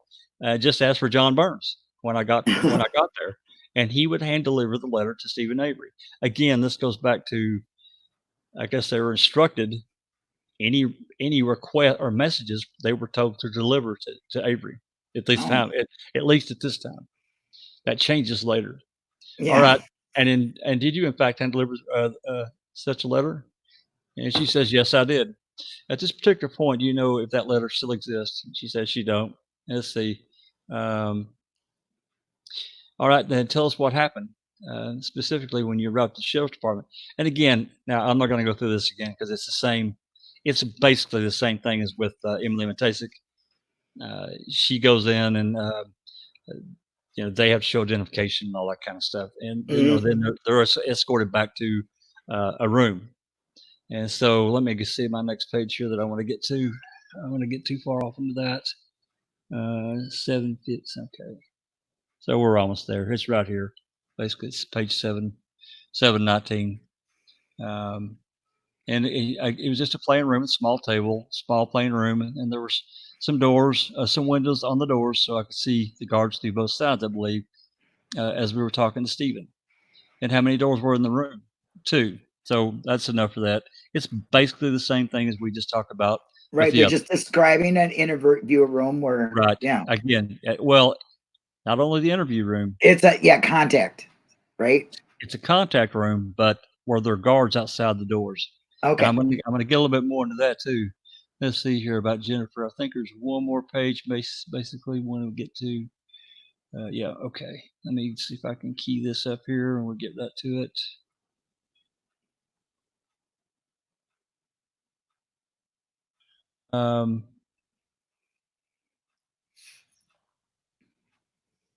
Same thing. Did you have any discussion with the sheriff's department regarding the nature and content of the interview? And she says no. And this is, I guess, when they were leaving. Were there any requests made for copies of the video or audio or parts of that interview? And she says no. Your best recollection is she did a second interview on December 14th. Tell us how that interview came to pass. And she said that interview, I had not contacted the jail until that morning. I said in our afternoon news meeting that I would like to try talking to Stephen Avery again, and our staff agreed that I should try. And my photographer and I, again, same photographer, just drove to the jail. She just drove down there. And once again, I handwrote a letter. And when I got to the jail, I asked for John Burns, and he came out. And once again, he took the letter back to Stephen Avery. And Avery agreed to the interview. Mm-hmm. So basically the same thing. I'm not going to go through that process. We're done with describing all that stuff. So let's, is there any questions anybody has? Have you seen anything come up? I've seen a couple. Let me see if I can grab them. Yeah, I'm going to go ahead and key this next page up, and then we'll. Okay, you do that, and now we'll get to some questions. If I can find them right here. Thank you. Okay, I know it's way up. You're probably gonna go way up. Maybe there was just more comments. And Lickety Snickum. So yep. Yeah. Yep. I think that's how you say it. She said Anjanette Levy. Anjanette Levy. Yep. Mm-hmm. Right. Is the reporter with the glasses that seemed questioned some of the goings on? Yes. Okay. That rings a bell now. Thank you for setting us straight on that. Okay, because let me see. What was the name of the one who said, Stephen, what do you want to say? Anybody's listening? Oh, I don't remember that reporter's name. She's the one with the blonde hair. Kind of well known. I'm pretty sure that was Jennifer Colbus. Okay. I'm pretty sure that was her, because she had told. I didn't read it, that part, but anybody wants to read. This is the full pre-trial, and anybody can see. You can get this off of Stephen Avery. It says, actually, Linda linked it. It's in the description. Yeah. This document. So anybody that wants to go pull it up and look at it, and you can easily find it back there. She basically has said that this Jennifer Colbus says she didn't want to. She wasn't trying to convict Avery on TV. She just wanted to do to get his side of the story. Basically, she seemed at least somewhat impartial. Anyway, best I could tell, far more impartial than Emily Matesic. Well, now Daisy Lady says, I'm sure there were cameras in the room. Well, we're not there yet. But we travel some more ground. Yeah, here we go. I don't see really any questions. I just see people making comments about the reporters and, you know, who was doing this and who was doing that. Oh, Nan's Life says, don't forget about reporter Tom Kursor. Gosh. Kertscher. Okay. Who was conveniently on the phone with SA when LA arrested him and had the balls to ask if he'd hand his phone over to them so they could speak to LA. Oh gosh, that's crazy. It is. Oh Lordy. Okay. All right, go ahead, Jackson. I don't remember that guy, but damn. I don't either. Okay. She also was the one interviewed TP, the photography. Who's TP? Oh, Tom Peterson. Tom Pierce. Yeah. Pierce. Okay. Yep. All right. Okay. So let's move on to John Byrne. Now, John Byrne is the guy that Emily Matesic and Jennifer Colbus gave these notes to take back to Avery. Again, this is a pretty long. I'm not going to read all of his stuff. We're all going to cover several pages, though. So I'm going to read this first part to kind of get an introduction to who he is, and then we'll move on from there. So this is this is a defense witness. They're the ones that subpoenaed him. He wasn't the state. Okay. So it starts with direct examination by Strang. So, Mr. Byrne, just tell us a little bit about yourself. You're presently employed. I'm a jail administrator for Calumet County. That's my present position. All right, jail administrator, meaning you have general responsibility for all facets of the operation of the Calumet County Jail. That's correct. You report directly to Sheriff Hoggle. Yes. But anyone who actually works in the jail reports to you. Correct. In addition to being a jail administrator, you remain a sworn officer of the Calumet County Sheriff's Department. He says yes. In that department, you presently hold the rank of lieutenant. He says correct, yes. And how long have you been in the position of the jail administrator for the Calumet County? It's been 4 years. Now that's important. That's important right there. 4 years. 4 years. So it's 2000. It's the middle of 2006. So he's been there since at least the middle of 2002, right? Right. Okay. Continuously. This is important too. Yes, continuously. So for that period, let's say November 9, 2005 through the end of December 2005, you're the jail administrator. Correct. Did you bring with you today any documents? And he did bring some documents. And we're going to go through a little bit of them. I'm not going to read again. I'm not going to read them all. Right. Anyone that's interested, in the rest of what I'm going to tell you and show you, because some of the stuff I'm going to show you is not that old. It's not this old. It's newer than this. So we'll get to it. I don't care. There's a lot of newbies coming. They don't see it. This stuff is really refreshing me, and some of it I've never even heard. So I'm totally enjoying it. Well, like I said, I remember reading this stuff. It's been so long ago. It's good to go back and read this stuff now, though. It sure is. Anyway, let's see. Let me look at my notes here because I wrote. This guy's got a big old long damn list of stuff that I wrote about. Okay, 64. It's funny how some of the people that I've never heard of really have a lot in writing about them. Well, it is because these are these are kind of the nuts and bolts of people that just they run the operation, and you don't really think about them too much because they're not a Ken Kratz or a Fallon or one of the big hitters, but they still have an impact. Oh yeah. So this page and the next page I'm going to read, and then we'll move on. Okay, thank you very much. I have several questions about this. You've given me 3 pages stapled together, but the first two are two-sided. That is, they're typing on both sides. Yes. All right. This is an excerpt out of a larger book of jail rules and regulations. This is important. Yes. But there are all these rules relating to visitation. These are all rules relating to visitation. And he answers yes. These rules were in effect in this form during the period of November and December of 2005. Yes. For ease of reference, that's the time frame I'm going to use here. That is 60, 61 days here, unless I tell you otherwise. All right? Okay. Did you bring any more than one copy today? No, that's the only copy I brought. Okay. Let's see here. I'm going to give this back to you. I think what we'll do is mark this as an exhibit. Okay, we're going to move on from that. I want to be careful about this, Mr. Burns, because although I accept what you said, that these rules are unchanged and they were in effect as you have been given to me in this Exhibit 7 in November and December of 2005, that last page looks to me like that it says it was approved on March 24th, 2006.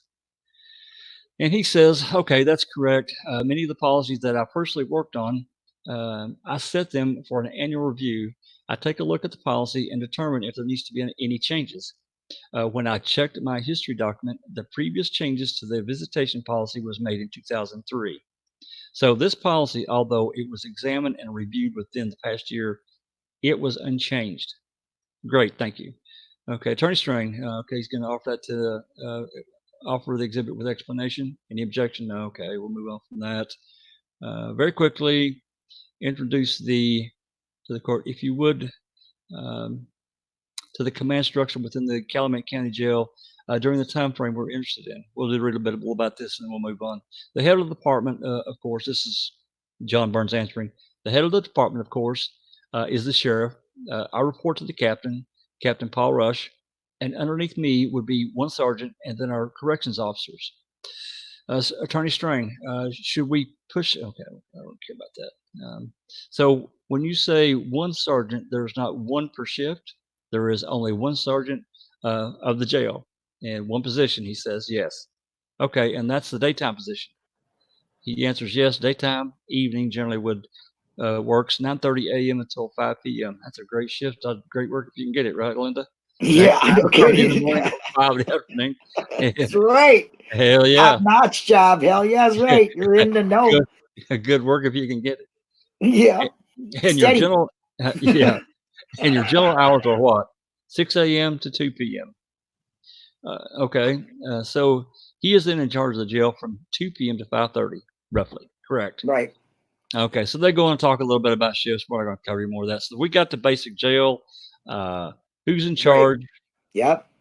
Okay. So let's move on here. So let's break it down. You broke it down. Now put it together. I've got 768 and 769 written down here. So let's take a look at them right quick. Okay.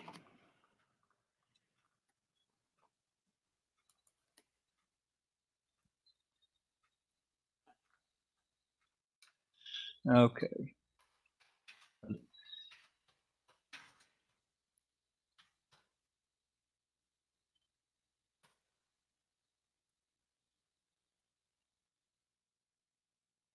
Okay, he's talking about here basically how many people they have in the jail during the day, and basically it's about staffing, because if they have trial and that kind of thing, or there's other things about having extra people for transport. That's what this is about. I'm not going to cover too much about that. Also, members of the public have access to the inmates. Okay. All right, here we go. Almost self-obviously, members of the public do not have access to the inmates other than on terms under the control of yourself and the people working in the jail. He says correct. And question: when I say members of the public, that would include lawyers for inmates. He says yes. Okay. Now we're getting to some of the meat of it. Question: religious advisors or chaplains, that type of thing, who may wish to see the inmates? And he says yes. Alcoholics Anonymous counselors, those kinds of people? Yes. Family members? Yes. Friends of inmates? Yes. And even law enforcement officers? Yes. They would gain access to an inmate in the jail, that is, law enforcement officers would through you or your corrections staff. Correct, he says.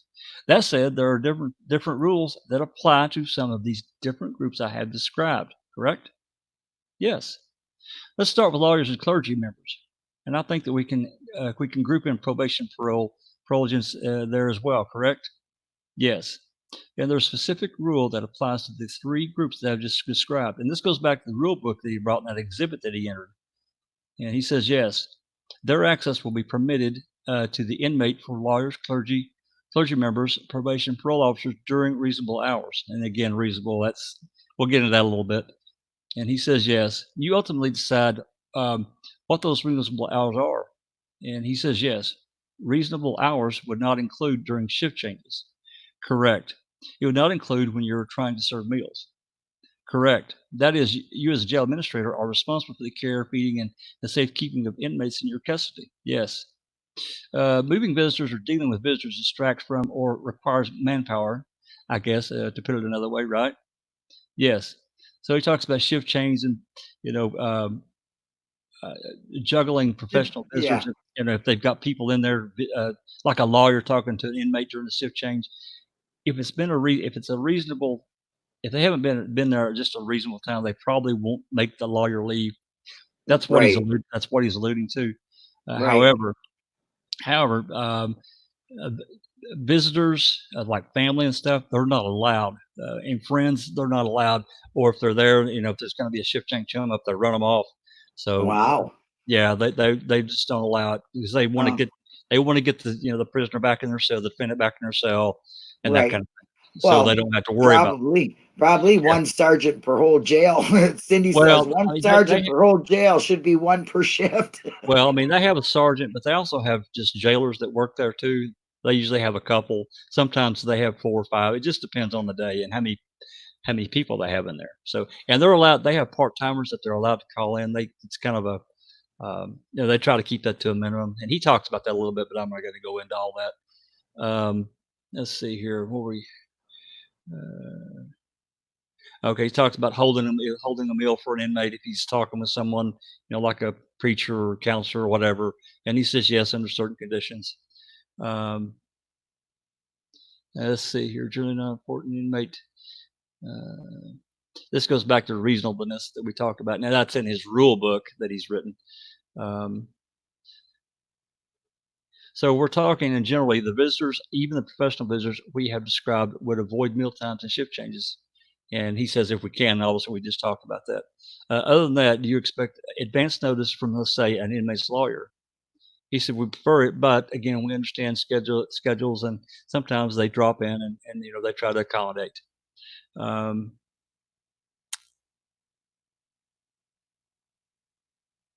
Okay, he talked about the rules in Exhibit 7. Let's see here what this says here. I want to make sure I cover it. Law enforcement are not covered, especially in terms of their visits with inmates. In these rules, Exhibit 7, correct? And he says, I don't believe so. There again, though, a law enforcement officer would have to contact you or someone working for the jail to arrange a visit. He says yes. Lawyers, probation, he goes back into that. These are called, this is really important, this part right here, the contact visit, because there's 2 separate types of visit. And we're going to get into that now just here real soon. And Exhibit 7 reverts to that a little bit. Obliquely in paragraph, what is it? See, he says it's 29 point whatever there. He says, by identifying the 2 visiting rooms that may be used by clergy, lawyers, probation agents, yes. And those are called contact visit rooms. Correct. By contact visits, that means there's no barrier separating the inmate from the visitor. Correct. No need to use a telephone to speak through a barrier. Correct. Law enforcement officers are also permitted contact visits. Yes. He gets into that. Can go for reasonable hours. Let's see here. I wanted to get into this other part. Yeah, he's talking about clergy members, same thing.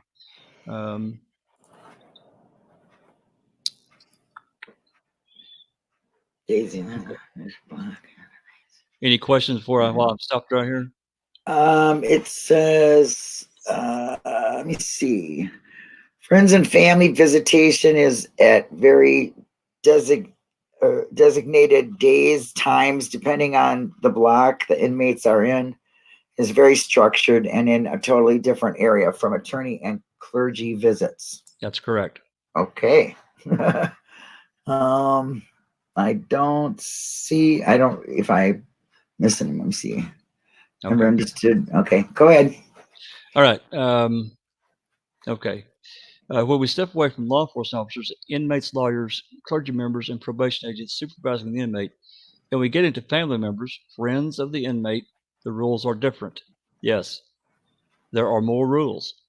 There are structured hours that they can visit. Yes, and rules limiting the amount of friends that can visit. Rules limiting the length of visit. Yes. In the case of your jail, 20 minutes. That seems pretty damn short to me. God, yeah, that's not long. Yes, 20 minutes. So that's all they get to visit on whatever visiting day there is. And there's no limit on length of time of a lawyer's visit or a clergy member's visit other than reasonableness. Again, correct. So you've got this visiting schedule for friends and family members set up Thursday and Sunday. So Thursday and Sunday, 20 minutes at a whack. So 40 minutes a week. Man, that is terrible, especially if you have to drive far. I mean, Yeah. you know, because a lot of it's far away, you know. Absolutely. Out the country, you know. So yeah. This gets into females from a certain time, male inmates certain times, and he says Right. yes. These are not contact visits. No. At least ordinarily. Ordinarily, it's a non-contact visit through the phone and glass barrier. Oh, reinforced glass barrier? Yes. Yeah.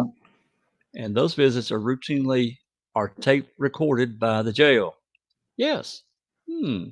Contact visits are or are not tape recorded by the jail. Not. They are not recorded. Contact visits, 22. Not. Just not at all? No. There is no recording device I'm aware of in there.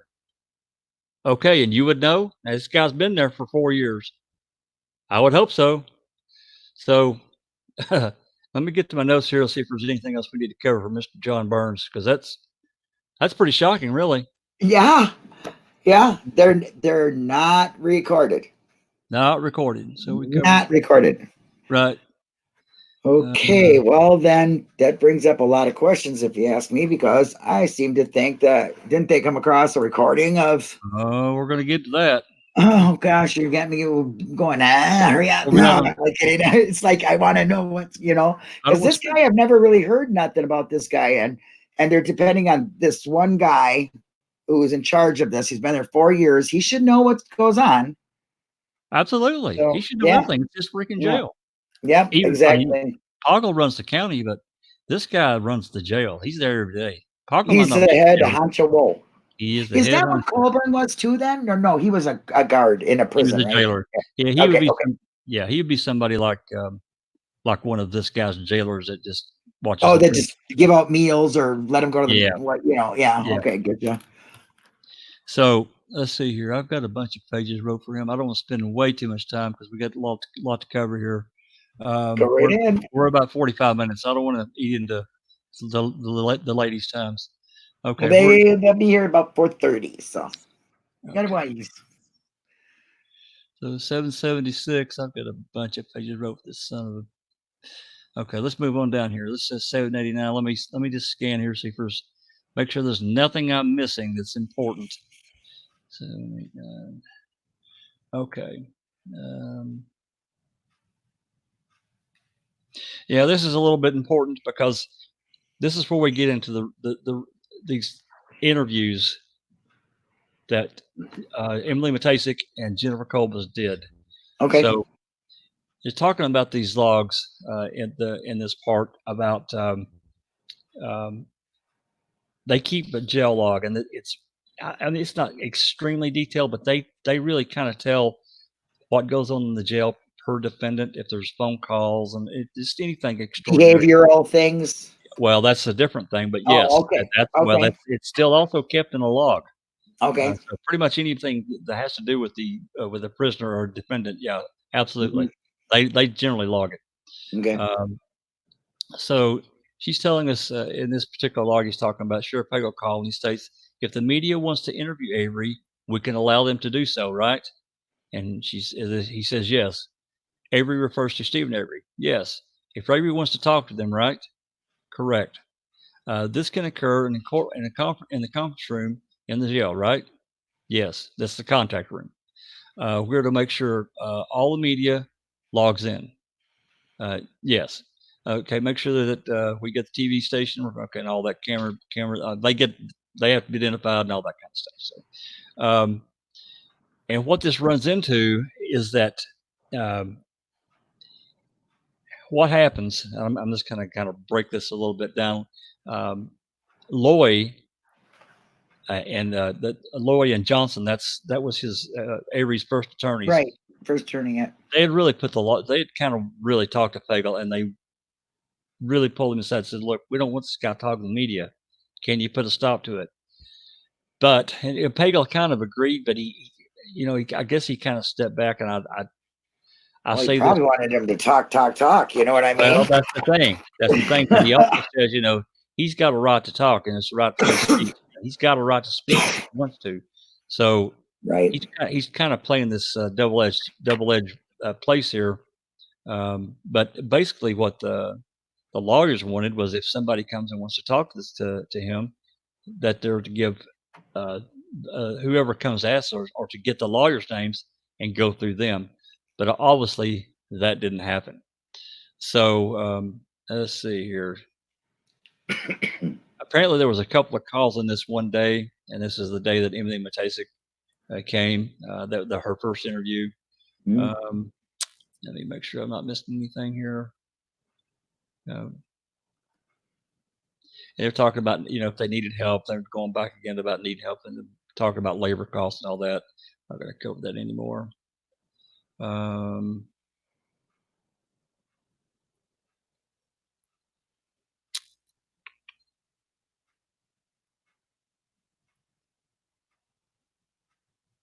Well, he's still. Now you got to remember, he's still talking to this jail administrator, John Byrne. Let's talk about that. What's unusual? Prior to November 12th, 2005. Now you got to remember, this guy's been there for how many years? 27 years. 4 years. Well, he's been an employee of 27 years of the case. Oh, boy. Okay. So, but yeah, 4 years in the jail. Yep. Prior to November 12th, 2005, during your entire tenure as jail administrator of the Calumet County Jail, can you recall on one occasion on which a TV camera crew interviewed an inmate of the jail in the jail? I couldn't give a specific. Not one comes to mind. Not offhand. And there probably hadn't been any at all. That I don't know that, but he would probably remember, and I'm going to guess that Beauty and Strain probably would have known I'm going to guess they would have known by that time. But anyway, how long have you been with the Calumet County Sheriff's Department? 27 years. So basically in his 27 years, do you remember any other inmate, and I don't need a name, but do you remember any other inmate who has attracted as much media attention as Stephen Avery? No. Let's see here. What else have I got to cover on this page here? He wants you remind him of a cowboy. He wants a nut, I tell you what. he said J-Jack's voice makes me want to dip in, spew, spit, and ting. Right. You got him hard, T1. You go for it. That's funny. And everybody's talking about boudoir photography. Well, I got to tell you, I did that stuff way back in the day. It was way before 2005. So it was popular. It just probably wasn't something that was advertised because it was something that was done in people's homes. Yeah, so, it just wasn't. But yeah, I'm here to tell you, I used to do it. So I did it for about 4 years. So along with wedding photography and people and kids and dogs and in people's houses, people's cars, you wouldn't believe. pretty much anything, people get in front of the camera, people pay big money to have their car with them, dressed up, standing in front of it. Absolutely, Yeah, they love that car. Got a little bit more down here. Let's see. Okay, I don't want to pass it up. Yep, you're right, Carla. He didn't want to. She didn't want to do that one wedding because Ryan was there. You're right, exactly right. Oh yeah, I remember that. Yeah. Kind of makes you wonder about the relationship, right? Well, yeah, and you're right. Lickety Snickum. I like that name. That's kind of cute. And actually, I even said it right. I think, didn't I? Lickety split. Oh yeah, you're right. Yeah, she's very right. I mean, it wasn't advertised, but it was around. You know, it just wasn't something. I mean, it wasn't that people were stuck up about it or nothing like that. I don't think. I just don't think you. I mean, I advertised it when, you know, but it was like way at the bottom of the card, or if I knew somebody, you know, that's how we did it. Word of mouth, sure. Yeah, pretty much. It wasn't like, you know, let's put it all across the window and say, hey, we'll go to your room. You get half naked, and I'll take your snapping pictures of you and your husband, Right. or just you for your husband. That's mainly the ones I did, but no. Right. Still, you know, it it's Sure. just crazy. I'm sorry if I'm interrupting you. Go ahead. Okay, I found my place. You gave me time to find what I wanted to get out here. So You'd use my name. He's talking about these again contact visits, and he had basically said that, you know, they considered the media a professional type visit, so they allowed the contact visit, not through the barrier. So anyway, let's just drive on here. We allow the conversations in private. When a lawyer visits, professional visit, contact visit, it would not be practice to have even one corrections officer standing outside the door, would it? And John Burns says no, let alone two. No. So this having a corrections officer outside the door was an improvised procedure here to be used with the media interviews of Mr. Avery. It was a decision based on everyone's safety. And that decision was Sheriff Poggles? And he says yes.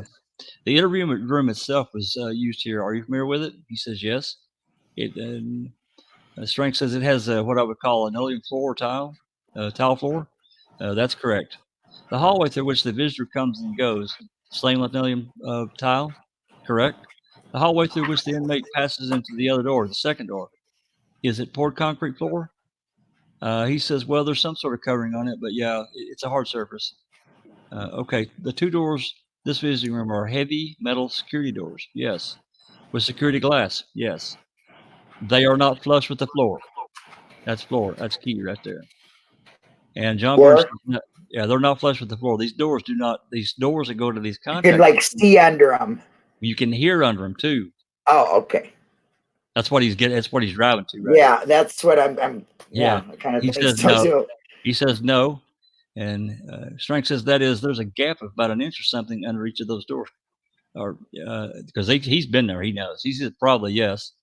One standing within a couple of feet of those doors can hear relative ease what people are saying in a normal conversation tone inside that visiting room. It's not been my experience. I disagree. No, you could not hear if you're standing at the door what people are saying in a normal conversation tone in the interview room. John Burns says, I don't believe so. As I said, I did stand outside the door during one of the media interviews, and I couldn't hear the conversation. He says, at all? No. I may have heard some of the noise, but it wasn't to the point where I could understand the words. Interesting. Yeah. I mean, I don't know. I mean, I guess it depends on your hearing. Well, yeah. What are you hearing? Let's see here. You still can listen to it. You know what? I've been in those kind of buildings before, and the way they're built and stuff make them echo, you know, pretty much automatic. Well, you'd think I'm sure you could hear it. With a hardwood floor, with hard floors. Yeah, I mean, you know, it's those hard rubbery floors. Like, you know how buildings are especially back then. There's nothing going to deaden it. I mean, no, they ain't got like a soundproof room. Right. Oh, yeah. So, yeah. I got a bunch of pages outlined here for him, but I don't know that we need to cover. There is one thing that I do need to cover before we move too far past this, though. Okay. Just you do your thing. I'm all ears. I'm just I just don't understand how they don't think that you couldn't hear under that, even if you're standing outside the door, you could hear.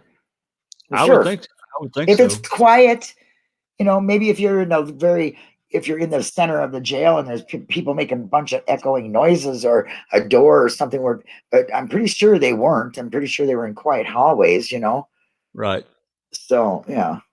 Well, the thing that I don't see it here. I'm sure it's on one of these pages, but again, anybody who wants to go read it can, and I'm sure they'll find it. Read the testimony. But one of the things that's in here that I wanted to talk about is that each defendant has what's called a jail jacket.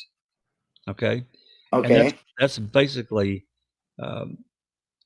each defendant that's in a cell, the jailers, they all have access to this jacket. The jacket contains special information. Okay. Every one of them, or any jailer can see it and read it. And like for whatever. Of course, Avery's had specifically right on the front, right on the outside, that any media that contacted Avery to contact, they were to be sent to his lawyer, but that didn't happen. Well, it didn't happen in the beginning, at least. So they all knew it. They just didn't follow it. And this is the thing with Pagel, that he says that, he had a right to speak and that kind of thing. And I'm not going to get all into that kind of stuff.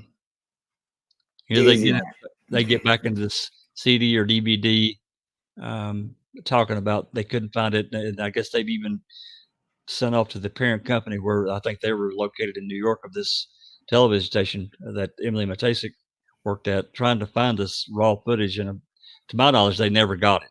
It just disappeared. Well, why they needed, I don't really know. I guess it doesn't really matter, but you never know what could have been on there either. Well, could have been something. It was the entire interview. It was everything that cameraman got, which probably was, 25, 30 minutes worth of stuff. So who knows? Yeah. Okay. So I'm just going to say we're going to be done with Mr. Burns. So everybody kind of gets the impression of what goes on at the jail, how the two reporters at least got in there, and this jailer and his responsibility. And right. And what he said. And what he said. Yes. That's really important, what he said. Yes, exactly. What he said is important. And I caught a few things that you said pay attention to, and I'm on it. I'm paying attention. Absolutely. So let's do this here. I guess I need to unshare that screen. Daisy Land wants to want me to unshare it? Yes, unshare that one. Okay. Daisy Land wants to know if that was the same kind of room that I'm trying to find that Buting, the same room that video surfaced with Buting talking to SA. Isn't that the same kind of room? Let's just drive on down the road and see what we find. Okay. I'm not going to say no, but let's move on. Yeah, let's move on. Keep it rolling. Okay, I'm going to share a screen, and this is going to be a Chrome tab. And we're going to go to here. Okay. We're moving on to 2013. And again, I'm not going to read all of this, but we'll get into it a little bit. Avery did this himself. He filed this motion on his own.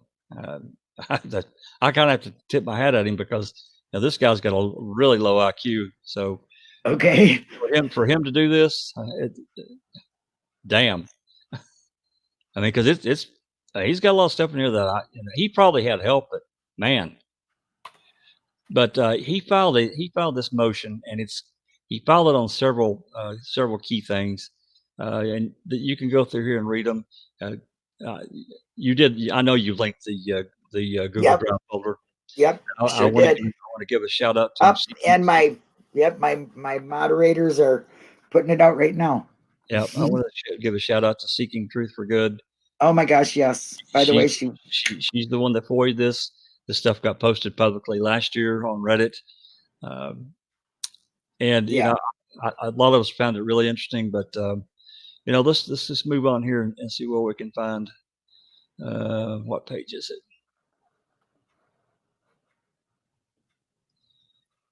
Right to confer in private. This is one of the things he hit on right here. Argument. Avery was denied his right under Article 1, I guess that's Section 7 of the Wisconsin Constitution, 6th Amendment to the United States Constitution to counsel. Legal standards, the right to confer in private. Article 1, Section 7, 6th Amendment protects the integrity of the adversarial system. Let me blow that up a little bit. Everybody can see that okay, I hope. You see that okay, Linda? Perfect. Okay.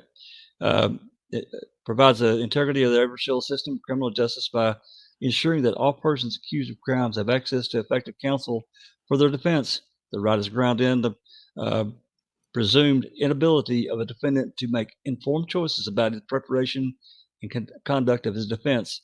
And it goes on, and I'm not going to read it all. Again, you can go read it.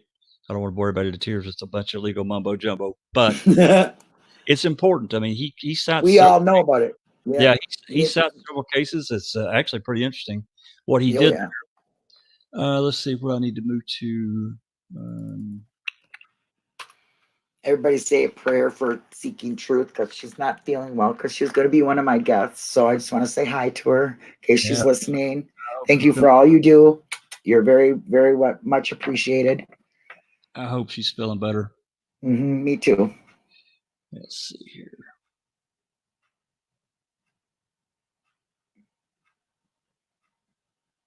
Okay, I think it's down here.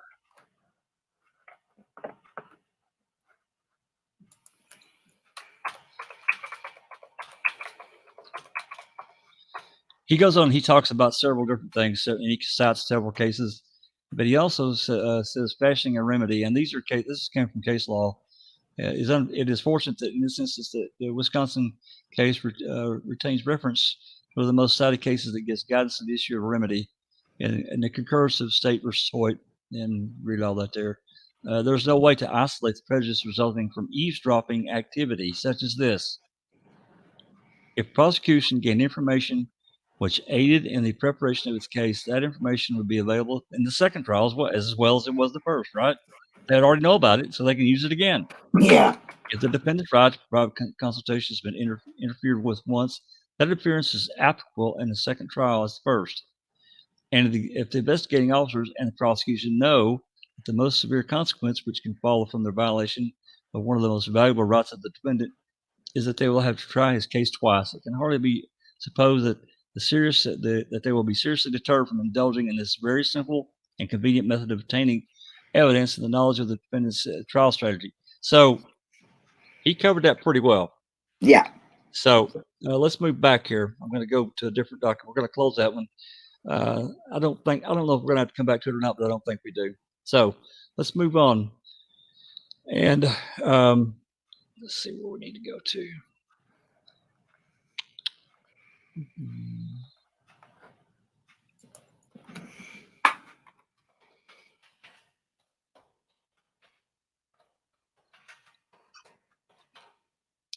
It is interesting in that, and I'm not going to pull it back up, but it is interesting in that particular this motion that he filed. He also filed about the RAV4. Okay. When they hauled it away from Avery salvage yard, they didn't tape the doors with evidence tape them sealed. They didn't put sealed. They didn't. That is something. They should have. Yeah, well, yeah. I mean, they didn't. That's like protocol. Wonder why? Because from where there was no blood, there was no blood on the back, and Fassbender's standing right there, and you can't see it. Yeah. Yep. That was actually a good catch. I'd never really thought about that till I read this here or read it somewhere. I've seen this several months. Yeah. I'm sure you've seen it a lot, They did not seal that RAV up, and they should have. Anyway. Yeah, they should have. Let's move on. Let's see, legal standard. We talked about that. Okay. Let's move on here. So this next one I'm going to pull up. This is a document that's to Jerome Buting and Dean Strang from Conrad Betts. Bless his heart. He left us. Didn't survive, but really liked that guy. He was their investigator. So basically, he had to go to the jail. And you can see the date here. This is July 20th of 2006. He had to go to see Steve at the jail, and he goes through the procedure here. I'm not going to read all that. Anyway, I guess he was told he would have to interview Avery through the phone. The jail officer was a very large man in uniform, but returned a short time later. Took me. See, he's up here. I'm sorry, I skipped a part. He's telling me he would have to enter him into the visitor's room. The phones are clearly marked that all conversations were recorded. At the time, the jail officer asked how long the interview would take, and I advised him that I would be there less than 5 minutes since I could not discuss anything over a recorded line in those security conditions. The jail officer, a very large man in uniform, left but returned a short time later and took me to an interview room. Let me blow it up a little bit bigger. There we go. There you go. Yeah. Which is the same room where I had previously interviewed Mr. Avery while in company of Mr. Strang and Mr. Buting.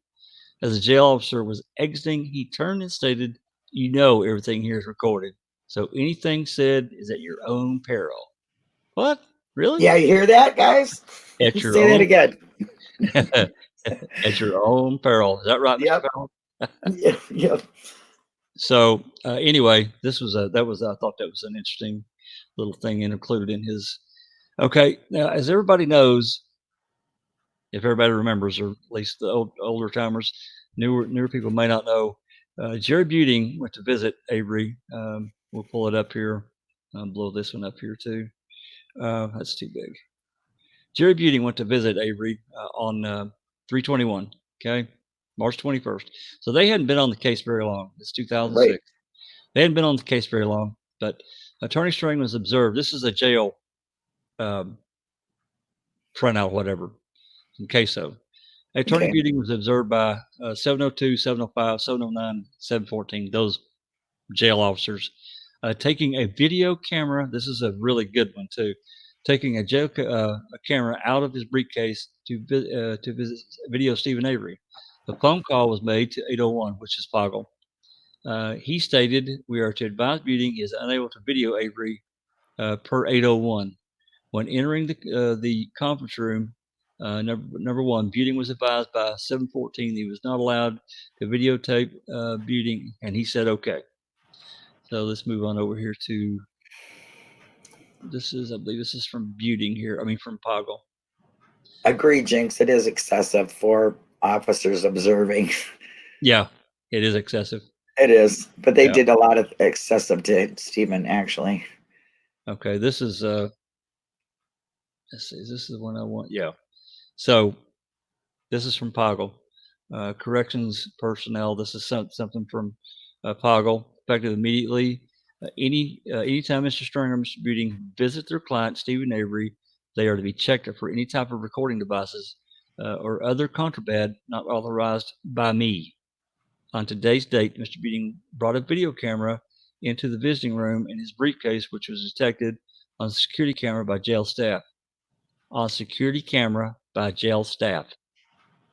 On Okay. security What's camera. security camera on staff? What's security camera? That's right. Well, Be- now there's a couple of issues, and we can talk about this here in a minute. But to me, a security camera is just exactly what it says. It's a camera to watch. Yeah, and it's not, you're not seeing it. And not to record. Right. You're just watching. You're not recording. Okay. Yeah. I mean, that's what it is to me. I mean, if they're monitoring to see if something's. If they're monitoring, yes, exactly. I think the key word there is monitoring, because when you say security camera, to me, it could be recording you, unless there are people to set and record it. But it says right there by several jailers. I mean, you know, I guess it's all how we think about it. I just think about it on terms if a lawyer is going to see a defendant in jail, is there some reason to record that meeting, or is there some? It shouldn't be. It's I mean, against his civil rights, correct? I mean, well, they have to tell them. They have to tell them they're being recorded. I mean, as far as I know, they have to be told they're being recorded. Now, well, yeah, a security so camera. too. A security camera to me is that they've got it in there to help monitor the situation in case he went ballistic and was going to try to kill his lawyer or something. Exactly. Yeah. Thank you. That's me right there. That's what it is. Yeah, that's what I think of too. So yeah. So basically, this is him saying, he's basically admitting that there's a camera in there. To me, it is. So we'll drop that one, and let's move on here to where I need to go, so we can kind of make sense and kind of keep an eye on time. I'm clocking in. I'm going to cutting it tight. I'm hurrying. You're doing fine, Jakes. We got a waste here. Got it, 20 minutes or more. So you're cool. Okay. This reply, I fixed to pull up the state reply to Avery's motion. Mm-hmm. If I can find it here. Status, no. Status, no. Was queso security cams outside recorded? That's what Milbillie wants to know. Well, that's a good question. I don't know that, and I you know, It says they had Hawkins watching evidence in the garage until they turned camera at garage. I mean, to me, somebody should FOIA it. What's the worst Nobody thing? was monitoring the monitor. That sounds about like them, don't it? I mean, yeah, you're right there, Milbillie, I'm sure. I mean, what's the worst thing to FOIA that information and see what kind of reply we get? Mm-hmm. Anyway, this is a reply to the reply from the state On his appeal. Yes, on his motions that he filed. This is Okay. Fallon and Gone that wrote this. Oh God. Yeah, you can imagine that bastard. Okay. Yeah.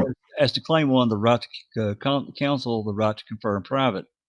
This is an issue that could have been raised in trial court or before trial. Trial counsel did not raise it. Further, it was not raised by an appellate counsel when arguably it could have. This is really a claim of ineffective assistance of trial counsel that would be barred by whatever the hell Escalona Naranjo.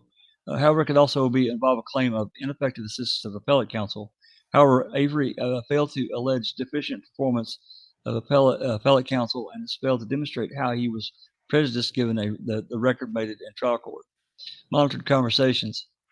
Now, this is the one claim that may require additional factual development before the court can rule. I'm not going to get in. Anybody can go pull this up and read it all. Yeah, we got they're dropping the links for the Google Drive and everything that you've seen that JJX has presented here. You can get at in the description box below. Right, everything's there. Placed in there. It's in that one folder. So basically, he's saying there may be something there we need to investigate. So let's pull up here to let me get the right place here. I want to get this kind of right over page 3. Okay. Now, what I'm going to pull up here is actually Judge Angela's. It's her decision. Look at this. Well, yeah. Okay, everybody, take a deep breath. Well, yeah, we got to go to this before we can go back and get to the other. Okay, and see it. In charging that the state violated his federal and state constitutional rights to counsel, that's not it. Yeah, because of serious allegations, the court approves 2 attorneys have authorized expenditure to hire a private investigator to further investigate defendant's claims. This is talking about the eavesdropping. Okay. And after more than a year of examination of the defendant's claims, Attorney Thomas Aquino reported back to the court.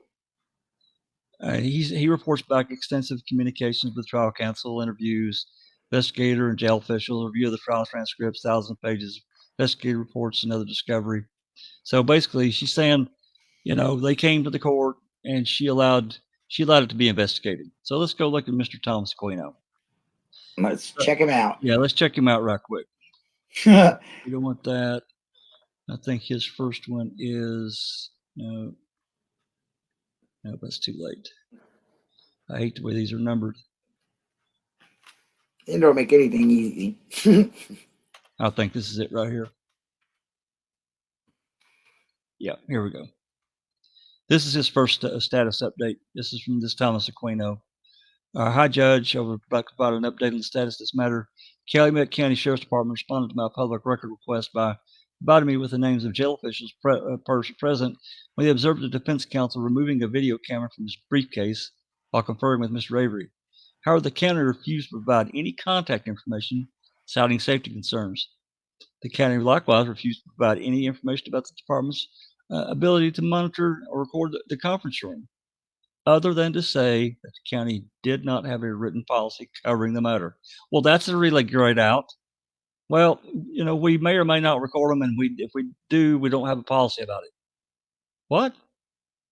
That's what it says to me. Yeah, it does to me too. In any event, I need additional time to locate and contact officials disclosed by the county.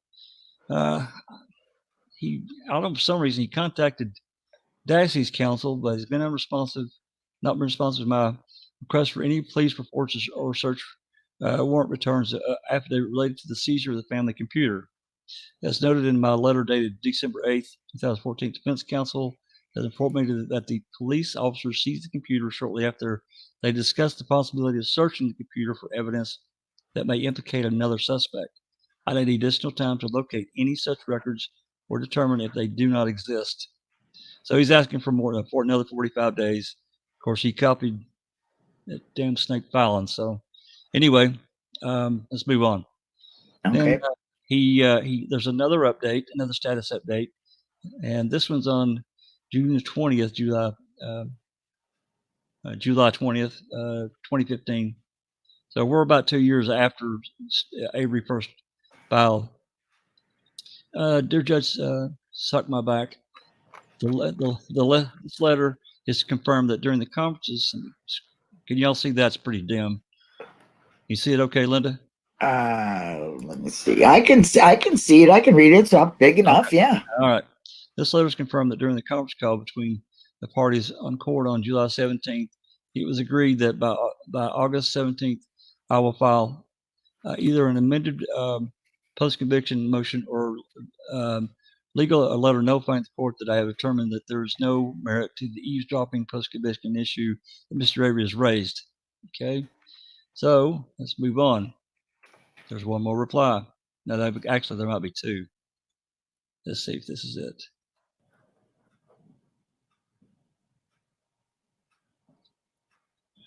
As you're aware, the court appointed me as well as prior counsel to Mr. Avery's attorney-at-law concession. Mr. Avery's recorded conversations claim of pro se, Wisconsin, whatever, 974.06, factual developments before the court can rule. I write to report that after extensive communications with trial counsel, having an investigator interview jail officials, reviewing transcripts of 6-week trial, hundreds, if not thousands, of pages of investigative reports and other discovery. We'll get to that a little bit more of that in a minute. I have not located any additional facts that would support the recorded conversations claim. Accordingly, I request that the court withdraw my appearance to Mr. Avery's counsel. Also suggest the court schedule a status conference with Attorney Fallon and Mr. Avery to determine the next steps. Blah, blah, blah. Copied Mr. Fallon again. And then I think this is the last status update, which is right here. I'm not going to get into the Avery responses because it just makes this way too long. So this is the last one, dated September 2nd, 2015. Dear Judge, suck my back. Suck my back. What he's doing here, he's filing a petition for order of payment because he wants to get paid. And the petition is a form petition found on Manitowoc's website. The petition includes a request for reimbursement of $315 for investigative services, investigators' invoice clues and closures, court approved up to $500 in such expenses, and the June 12th status conference. The total amount of fees requested is $3,206 based on his time there. The number of hours expended as a reasonable in light of the vast scope of underlying proceedings and the nature of the issues considered on appeal. The investigation generated approximately 1,500 pages of police reports. Really? What 1,500 pages of police reports? Where are they? That's exactly right, because queso was 1,117 pages, I think. 15. And there's how many are they saying there are? 1,500. 1,500. So there's 1,500 pages of police reports, and 24 days before. Well, I got the 24 days trial. We got that. We've got the trial transcript. I'm okay with that. But what are these? Is he talking about just his own investigation? It says 1,500 pages of police reports. I don't know what to make out of that. There's 1,120 pages approximately of queso. Maybe somebody should dig into this. There's 22 pages of the Manitowoc County summary. Now, there may not be anything here. I just saw that, and I read it the second time. I'm like, wait, what? That's kind of strange. I mean, I think it's pages of police reports. I mean, there may be records that I'm not including in my math here. I don't know what they are, but I think it may be worth following. Okay, I don't guys, know. Something to check it out. Yep. So let's move on. What's my next step here? Basically, of course, you know that Judge Angela ruled against him. He didn't. Obviously, it didn't go anywhere. He got shut Right. down. He got shut down again. I'm not going to open that bucket back up and read through it. But so let's do this here. Let's see, where am I at, Linda? Okay. Yeah. Okay. So you can. Got it. Yeah, I'm gonna stop sharing that one whenever you're Okay. ready. We'll stop that There we one. go. Okay. So we got one more thing to show, and this we got a few months ago, which drives home everything that I've been talking about. And I think it's, I mean, for me, I mean, I know how I would feel if I was, a defendant, and I saw this, I would be really upset based on what John Byrne said, right? Yeah. So let me see if I can pull this up here, and then I'm starting this. Let's see, Chrome tab. Yeah, here we go. This video is starting about halfway through where it's at. We don't have to watch it all. We'll watch a little bit of it, but the important part is really where it starts, which is I got it time stamped. So here we go. I'm going to share it now, Go right ahead. and you can. There you go. There we go. And there we go. So as everybody knows, this is. Yeah. Now. This is one of the contact rooms, right? Yeah, where there's not supposed to be any cameras at all. Jeez. And this is him with the video camera. Yes. There you go, guys. That's so the guy testifies that there's no cameras at all anywhere in these kind of rooms. So he perjured himself. He lied straight up. These guys are doing this. Look, you can't. It's interesting that Kratz made this video and released it. Basically, it's calling Brendan the sacrificial lamb, and yeah, I seen that. Everybody that's involved that he's showing in this video sacrificed Brendan. What? What kind of narcissist does that kind of thing, man? Yep, no kidding. I'm telling you. I look at the way the camera is. That's what I'm saying. When you look down at it, it's hidden, it's got to be. I don't know. I just know that Pete, we didn't read that part about Pete Bayatz. He says furthermore in that letter that he wrote that he looked around the room. He didn't see a camera, but again, would he have seen it? I doubt it. Because that looks pretty hidden. It looks kind of secretive, the corner up, like, look at it, there's something, it's like it's in the ceiling even, because it just is, I don't know, it just looks almost funny looks to like me. it's up on the edge of maybe a light fixture that's, I'm trying to look at the other side of the door to see what it could be, but it might be those drop ceilings, because isn't that what they had? Yep. And here comes Brendan right here. Yes. I don't want to play too much of this and get people talked off. Yeah, Brendan. So should we stop sharing? Yeah. Let's stop there. Okay, that is really good stuff, Jax. I think I didn't read. I've never heard like the details of any of that stuff, but ever since Kratz put that out, it's always kind of like, you're not supposed to be recording in there. Well, then I see Buting having his camera, but then I heard the phone calls, and I know that the producers asked him if he could bring one in, and I don't know. That's a total violation of his rights. Well, completely. right. I mean, but John Byrne said there's no cameras in there, and he would know. He's been there before. It says, I'm trying to get some of these comments. Yep. He must also have the tape that was in Buting's camera too, if they screen what was on Buting's camera. That would be my guess. I don't really know where that came from, because that's directly from those. They're called hidden cameras. You got that right. Well, I mean, she's shading the corner, top corner, so it looks like it's up there. Ceiling panel T1 says, camera in a smoke detector. Yep. Lip readers. Let me tell you something. I'm a lip reader. I can read lips because my dad could not speak for almost a year, so I learned to do it. So Yeah, Rachel, I haven't done it in a while, but I definitely can do it. So if I look in a crowd, I can tell what people are saying. Sometimes you don't want to know. Rachel Knapstein says audio. My guess is that there is audio. I'm guessing. I don't know that, and it's been stripped away. Kratz is the one. Kratz is the one that released this portion, and from what he said on Twitter before he deleted his account was that he foyed him. That's what he said. They have many videos of him. Kim Monster says, yeah, and, you know, and I think Kratz, he really screwed up. You know what I mean? He screwed up. Well, I mean, if he foyed him, then hey, let's just write a few of our own. Well, we got a lot of people here that are not afraid to write a FOIA. That's right. And if you don't know how, Henberry, who's going to be my guest tomorrow. Yep. First thing at 10 o'clock. So make sure you join in for Henberry because you know he's good. He's as good as Jax and James. Better than I am. That guy's smart as hell. Oh, he's good. He's know your RAV, know your FOIA. I mean, and he's kind of, well, I'm not going to say nothing. I'm just going to leave it at that. You want to tune in for tomorrow when Henberry's in here. And then I have also. Do not want to miss tomorrow with Henberry.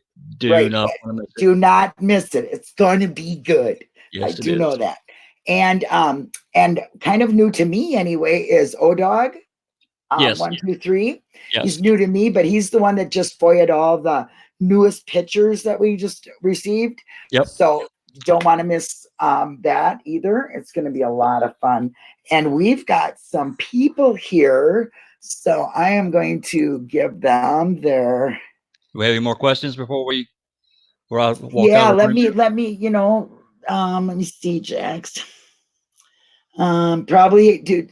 Oh, they probably have microphones, but it jumps so fast. But built into table legs. Hey, that's a good one. Probably. Not really a shock, Rachel says. You know what? Nothing shocks me anymore unless you say that you really got somebody who's for real, the killer, and they admitted it. I would be shocked at that. Isn't that embarrassing? Someone, isn't that embarrassing? Tender says someone needs to submit a FOIA to see what KK FOIA'd. Because he is the one that told us he did that. You can do that. You know you can do that, right? That's right. I see you, baby. I see you, Sammy. We're all going to come on. Let them in. All right, Jax, thank you. Let them in here. Let them in here. No, I love you. Thank you so much for your time and great. I hope everyone appreciated it. And those that didn't know, I hope you got a little something out of it. Yeah. I'm glad to do it, but I just piqued my curiosity and I thought, hey, some of the new people may not know about this. Let's get it out there. Definitely not. Thank you so much. It was an honor. Really was. Thank you so much. You bet. All right. I'm out. You out. As a Ripper. You want me to kick you out? No, that's Ripper. I'm out. As the Ripper would say, and I'm out. I'm out. Okay, here we go. 1, 2, 3. Hi, girls. Hi there. How are you? We have BB and Sammy and Neverly. I love you girls so much. I really do. Glad to be here. This is, see, the powder. Very good. Thank you. You're welcome. I love this green screen, you guys. You gotta get it. It's great. It is great. It's so nice to see all of you. Thank you so much. But I really have a lot of respect for these ladies. They work over in Fall Play and they're doing some good things.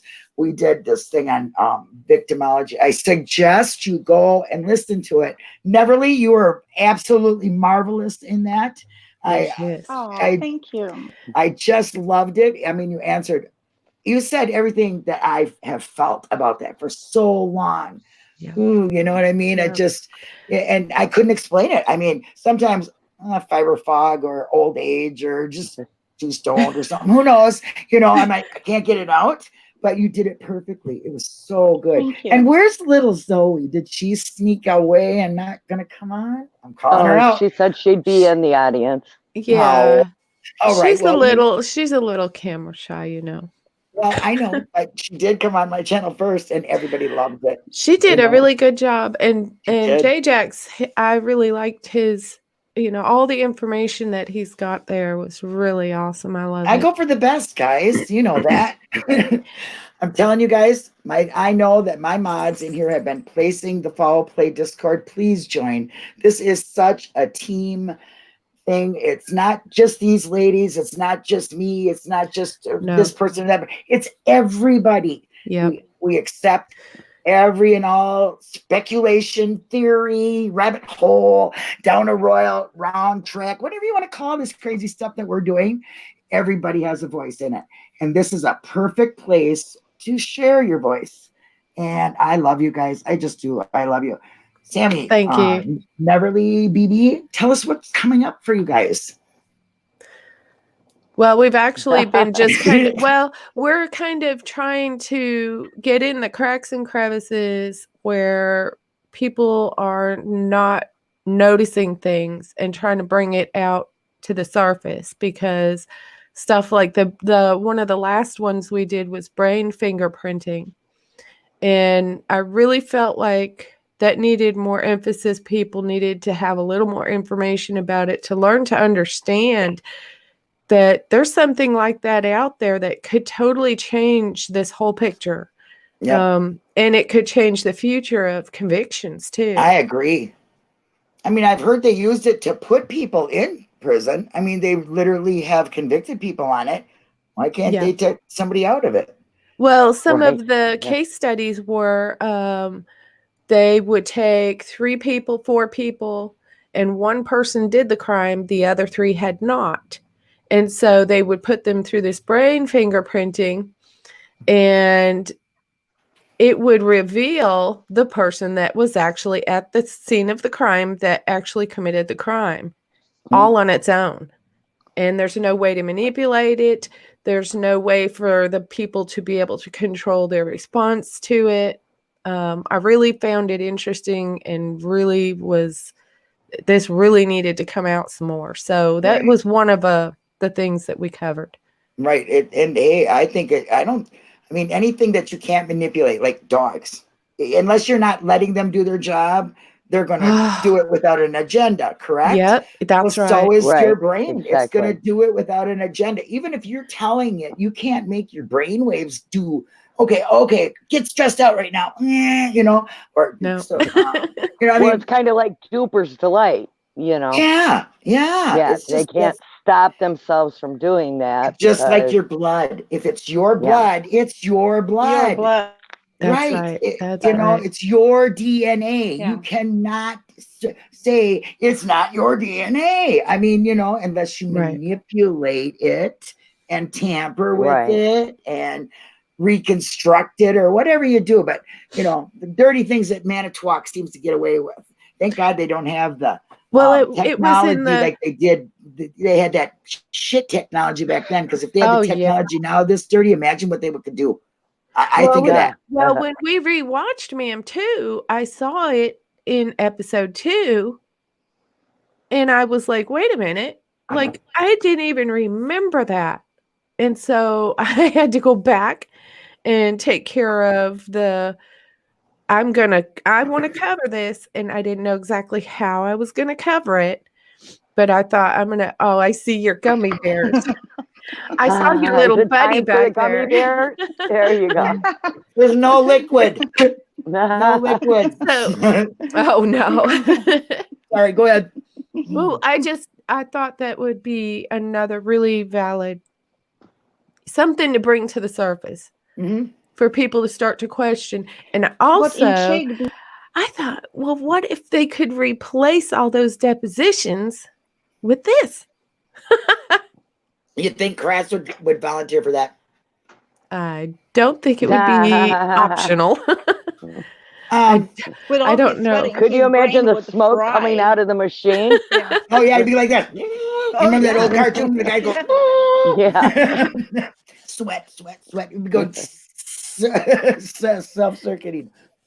So that's another thing I want to mention is that these girls and anybody that wants to join, it's mainly women, but maybe think about a guy. No, it's not exclusive to women. We want to include the guys too, because wanted to join, everyone but is valid. Well, you know something, initially when I wanted to start this, it was more about, in this field, you get to that point where when you start out, you have to basically eliminate your emotion. right. And I was discovering that that's part of the biggest part of our drive is our emotion. And I didn't want to leave this out of the picture. And I thought that was important to just, maybe women are really good with that. And I thought that would be a good place to start. Well, I'm gonna say I don't kind of mind being prejudiced about it, because women don't gather together and get along and discuss things. And I think it's more empowering for the people. But I don't mind at all. I love working with men. They think a different way than we do. So obviously, if you think a different way than we do, because you have to be very open-minded, you have to think of every little corner, it takes 1,000,000 shards of wood to make a plank, right? So that's what we're just trying to do. Well, Neverly, we're going to embark on Brandon at some point in time, and we're going to look into that pretty deeply. And there's a whole lot there that you can't tuck those emotions down. You just can't. You're a mom. No. You can't. I've had to ask guys about Brendan's situation, because at that age, I wanted to know, because I had a brother, but I don't remember it, Mm-hmm. So, I mean, I don't remember him. Well, I guess I probably would never see him doing some of the things that I asked.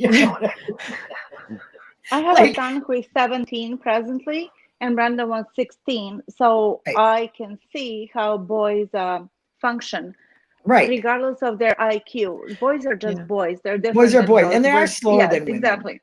In learning. Well, but my main thing is you guys are open to anything. You allow the subject to be given to you. Somebody suggests something. I mean, I remember I put how about victimology? I was just thinking, well, nobody talks about it. Nobody wants to do it. Bam, it was swooped up. You guys did it. And Neverly, you did she was amazing. Thank you. She takes extensive notes. Yes. I'm telling you, it was really, really worth, I mean, every single. Oh, yeah. Well, as far as going into that, that's going to lead us to Brandon. And, we're going to get to the point where, because you can think of the victimology in so many different ways. And I couldn't help it. After we did the initial homework on it, I thought of Stephen and Brandon in that way. That what the system has done to them. So no money in the world can replace or just make it go away what they've done to young Brandon. Snatched out of the net at 16, and even with his IQ, I don't know if it's a curse or a blessing. I think in his case it's a blessing, because he's not aware to the fullest of what's going on. I don't think he is.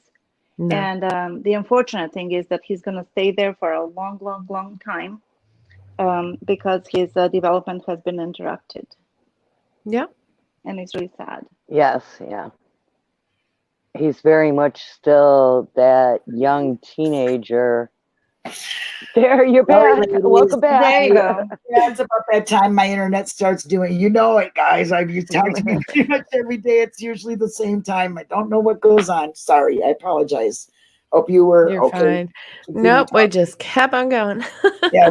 I just really wanted to say that I'm really proud of all of you ladies. You take a really deep look into things. You're very open-minded. I have a lot of respect for you, and I want everybody to get in there and try it. It's something that you haven't thought of for a long time, or you thought was stupid.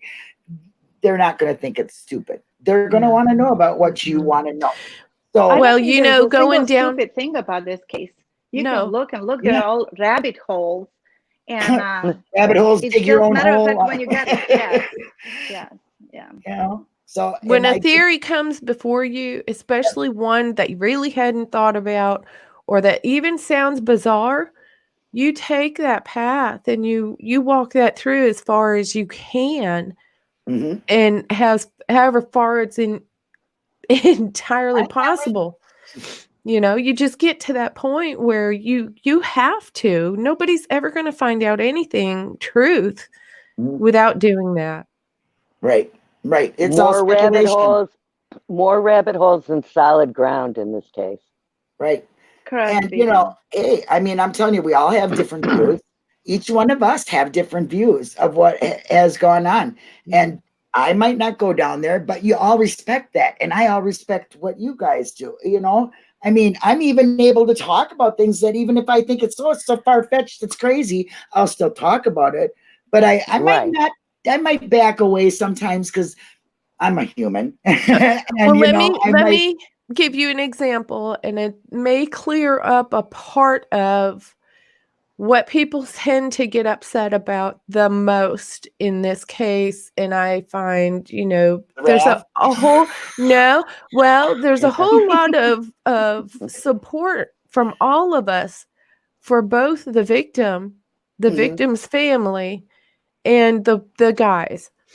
But for me, what irritated me the very most in the beginning when I first learned about all of this was, to me, I'm thinking from the perspective, a legal point of view. The prosecution, to me as a viewer in the beginning, did not prove No, that there was loss of life. And it I wasn't agree. I am not trying to bash anyone, and I don't want to hurt anyone. But Mhm. I'm going to tell you right now, if they were telling me that's my daughter, they better prove that to me. And that's just how Especially I when it's felt. good. And I felt like they did not force Right. that. I agree. The defense didn't force that. It was all basically like, okay, well, whatever you've got, it's okay. They're claiming not to know how to that was the best DNA, but I'm here to tell you that I Well, think I today was we have talking to better. BB, and there was stuff going on back, and it was a case out here where a lady got burnt, and I was on the phone or on the call with BB, and I was saying, "Oh, BB, they're testing bones that are dust," and they're saying they wouldn't conclusively say it was her, but they said that made further investigation. Hey, Okay, look, so somewhere in this, there is victim. yes. There is. Well, there's victims But already with yes. the family, the guys, All over the Teresa's place, yeah. family. There's Yeah. so many victims. So when Ken Kretz says there's only one victim, I want to punch him in his mouth because there's way more than one. Right. Way more. Scientifically, they did not, to me, prove that was No. Teresa. She was Well, 500,000 other women that were 25 white and didn't have babies. I spoke with an expert, and I said to him, "You've looked at this inside and out, everything. Did they prove scientifically that this was her?" And he said no. I don't think so either. I wouldn't argue that with anybody. I choose to believe she's gone because I can't wrap my head around how much conspiracy it would take to do that. I would But never, it doesn't ever, mean, I wouldn't want for her family and her no, friends to ever think that I'm telling them, oh, she's out there alive walking around. What I'm saying is this. investigate This it. was horrific. If this really happened, this was just horrific. And guess what? These guys didn't do it. So guess what? Somebody who did do this is still walking around out there Yep. They don't care about that. They don't care if there's amongst more you. victims. More So victims. Do they care? at No. some point, some of this has to matter enough for somebody to take this serious and for these guys to get out of there and for them to find out the truth. Yeah. Yeah. I totally 100% that I agree that this is all we're looking for is the truth. Exactly. I love it. I love And the what I green like- screen. Daniel. What I like about foul play community on Discord is that it's a large community, and there's a hierarchy in there, rightfully so, because we're really growing. Every day we have a new member or whatnot. But every it's a one of safe, them, it's a safe place yeah. for all these. I don't know Oh, no, the not actual like that. number. It's in like past 200s. There's like almost 200 theories, and we are really respectful to each other, and we feel safe to discuss them. So Right. I would like to invite people to come and join us and give it a try. I looked around, and I've been I around. finally, my vibe checked my tribe. Yeah. I've been around. I've been around, and I have not felt Yeah.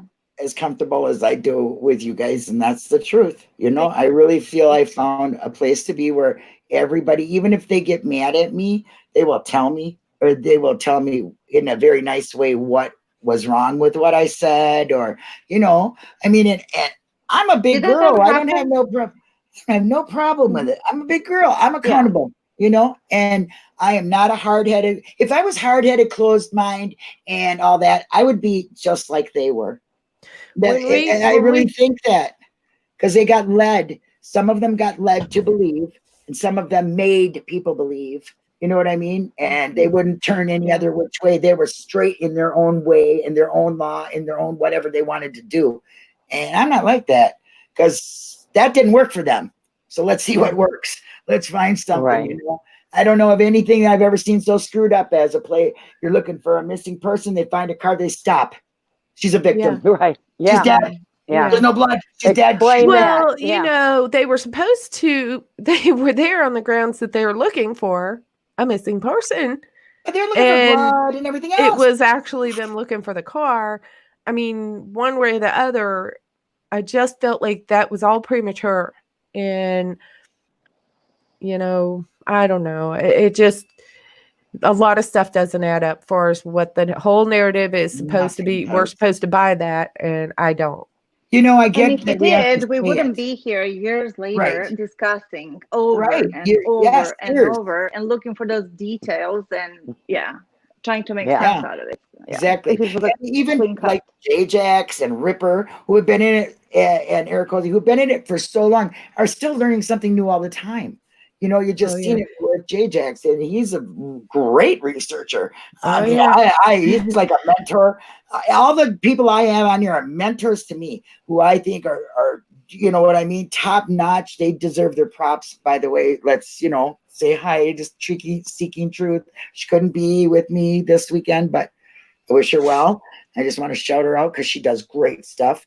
I mean, every one of us do something, and that's seen in this community. And that's what I mean. So if you think you don't do something, but if you write a post saying you care about Brendan, or I stand by Brendan, or you just say, I agree, you're doing something.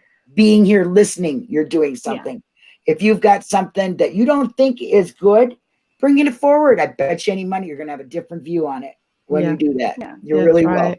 You know, well, you'll have a lot of people that will be willing to go down that rabbit hole with you. And for me, as far for information. Well, as far as, and the beautiful thing also is that there's so many talents there and skillful people, and we each contribute with something. And there's really no competition. Doctors, lawyers, woodworkers, cement molecular biologists. Yes, exactly. Well, we all know that Dr. How lucky are we? Yes. But shout out to Dr. Spokman. And you know, so you got your go-tos, you know what I mean? And Dr. Spokman is very, very intelligent man. And so are each of you. And so is everybody that's here. That's what I'm trying to say. This community, it doesn't matter. It doesn't matter if you're rich, poor, white, black, purple, have holes in your ears, don't have holes in your ears, don't wear clothes, wear clothes. You know? Well, wait a minute. English today, the clothes, you know? Today the clothes were important. I love it. I know it. I love those. Mine, but my lettering is so small you can't even see. Watch out how you're pulling it up there. Yeah, well, I can hold them up there, but they make me go, whoop. But I really, we're going to be going to Tracy's, basically a lawyer. I hope that everybody is putting down links for me, because I can't, when I went out of there, my real chat went bye-bye. So I'm putting up with the StreamYards, and it's very slow.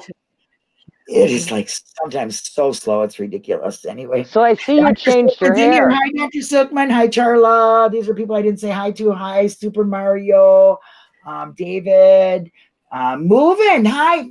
I love you. Special love to you, Haven't dear. heard from you in a while. I hope you're doing well. Hope you're doing Oh good. yeah. Bethany. We got Shepherd and a Pencil. Oh, Michelle. I love you. So, Diane went to bed. Good night, Diane. Let me see. I think I said it. Oh, Kimmy. I said Kidnap. Yeah, they're putting in links. They have been throughout my whole segment for Follow Play, and I believe for you guys because I put something down that so they can go directly to you guys. And when you get into Discord, just ask the ladies how you can join Powder Puff and get in on the talk. Yeah. You know what I'm saying? Get in It's on really the talk. casual. There's Yeah. no pressure. You can join when You they've can already just- started recording. Yeah. No. Or you can Yeah. sit there and Beautiful listen light. Oh, and yeah. give us moral Yeah. support. That's fine Yeah. too. Yeah, and you know they're behind their Well, little, you know, we'll be coming up on Brendan pretty soon, and that's a very sore spot for me. I it is have for me. a lot of Ooh, emotion For a with lot that. of people. Yeah. Hi, Tracy. Hi there. Hi. Hello. Hi. Your segment? I'm gonna have to put my headphones on. Okay. Go ahead, Sammy. I'm sorry. You can finish. It's just a very emotional part of this case. If nothing else gets you, I am going to tell you that will, you know. Yeah, Brendan is my heart. That's why I really started all this. I can't really watch anything with Brendan. You know what I'm saying? Yeah. He gets to me really a lot. You know, he's my guy. Yeah. Here he is. Oh, We cool. are all Brendan Dassey's, you know. Yeah. So and I hope I can join in on that conversation or that podcast, you know. So that'll be a lot of fun. Hi, Tracy. I can't hear Hello, you. Tracy. Can't hear you. Okay. No, Yeah, I start okay. freaking out right now Oh, because there you go. There you go. I think yeah, here it is, because here's my microphone. Yeah, everybody else had their YouTube stream was showing ahead of time saying, you know, how long until the stream. Mine's scheduled, but it's not showing up. So I don't know if mine did. I don't know if that's going to be a problem. I don't know. So I'm freaking out. Like this more. Well, we've been dropping your links, so they'll be able to follow from here. So we've been dropping. My mods are top notch. They're doing it all. In fact, thank you all mods. Oh, they are. Thank you. I want Yeah. to thank everybody for being a mod and doing what they're doing. Even if you feel like you're not doing something, you're doing something. So thank you. Thank you for all the donations. Do you know what the total is? I do not. Over 5,100. I have been going a little crazy the last hour. So it's over 5,300 and something. Yep. That's what yeah, it was something like that. I don't remember the exact amount I right am now. so proud of everybody for doing that. I mean, we made that last year at the end, right? Yeah. We ended up going a little bit over right around 6,000 last year. So we're pretty close. So yeah. It's very good. I don't see anybody posting it, but this is really delayed too. So anyway. Yeah. Are you going to give us a sneak preview of who you might have on? Yes, I am going to do my usual little spiel for like 10 minutes in the beginning, but then I'm going to have Sandy Greenman on. And then I am going to have a woman named Doreen Giuliano on. She goes by the nickname Mother Justice. Her son, John Juca, is still in prison, but he has been wrongfully convicted, and she has been fighting for him for 15 years. Wow. And so she's going to talk about that. And then I have Exoneree Rookie Kid on, and he served 23 years, and he was just released 7 months ago. Oh, wow. And he has an amazing spirit, and he is dedicating his life to helping others and public speaking, and he's an amazing guy. And then my final guest is Exoneree Jason Strong, and he served 15 years. Yeah, I'm drawing a blank now because I'm so nervous. I'm like blanking on everything. Chill, girl. We're just talking, bunch of girls. I know. I Yeah. know. I'm just more nervous about talking to everybody. And I've talked to all of them in person. I've done, test runs with them. No problem. But now that everyone's watching, I'm nervous. What can I say? They're not watching you, though. You're just talking on a telephone. That's what I tell myself. Yeah. That's what I tell everybody to think of. Right. So Jason's been out for about 5 years now. And same thing, he's very involved with Wrongful Conviction Day. And again, just trying to give back and help others that had the same thing, that he went through the same thing that he did. So that's it. All right. Well, everybody, we can say goodbye here. I'm saying goodbye because I need to go make sure this is going to work. See you soon, man. See you in a little bit, everyone. All right. See ya. Bye. The dude is here. Yeah. What's up, dude? How's it going? Hey. I can't seem to recover. I stayed up too late watching Johnny and most of Paul's segment, and now I keep falling asleep. Me too. Nap. I've been napping for 24 hours. Just 2 hours on, 1 hour off. 2 hours on, 1 hour off. I am too old for that. I can't do it anymore. But yeah, so yeah. And it's so hot here. It's like 100 degrees in California. Yeah. Yeah. I'm in Arkansas and we're still kind of cool. I mean, our afternoon might peak and get warm, but we're cold. Warm? Beautiful day in Wisconsin today. It was gorgeous here too. It was actually kind of warm. It really was. Wow, it was yeah. It's not just a little warm here. It's insane here right now. This is the first time I haven't had my AC on in over a year. And I've now ran this thing 3 times this week. Wow. Mine's on to 68 degrees. I'm like, I don't care. I cannot handle this. Yeah. So you hear about the astronomical amount of money that's been raised already? Astronomical? What's it up to? I think it is. What's it up just to? being 24 hours and not even quite 24 hours. Over 5,000. Oh, yeah, it's not even. You're over 5,000? Yeah, way over. It's 5,300 and something. It's 5,500. Here we go. Oh, wow. $31. $31 so far. So how's that, guys? That is good. I think that's really, really good. And it's all because of everybody. I love the supporters. You are so wonderful. You're just wonderful. And so is everybody else. That is Linda, amazing. You're so cute. Your energy is just. Yeah. My what? I said you're so cute. I love your energy. It's so positive. Yeah. If you call 57 cute, thank you very much. Well, I'm not down for anything. What can I say? I'm having so much fun with this thing behind me here. I know, right? I've seen you changing it all day. Changing the picture, man. I'm like, oh, what do we want to see now? Okay, well, let's. Hey, there we go. But I like these. I do like these because this is why I'm here. When you first started out, you had a bunch of pictures of women behind you, and I thought, wow, she's got a whole bunch of people there, and then everybody's doing a picture. All crowded up. Yeah. We did all one person taking a shot, a selfie to see if they could get us all in. So yeah, and this is that banner. I wish I could show how long it is and show the whole thing, but they won't allow it. It won't allow. But it goes because it's so big. It's bigger. It was way bigger than the Avery sign. It went across that whole top. It was huge. Yeah, it was really long.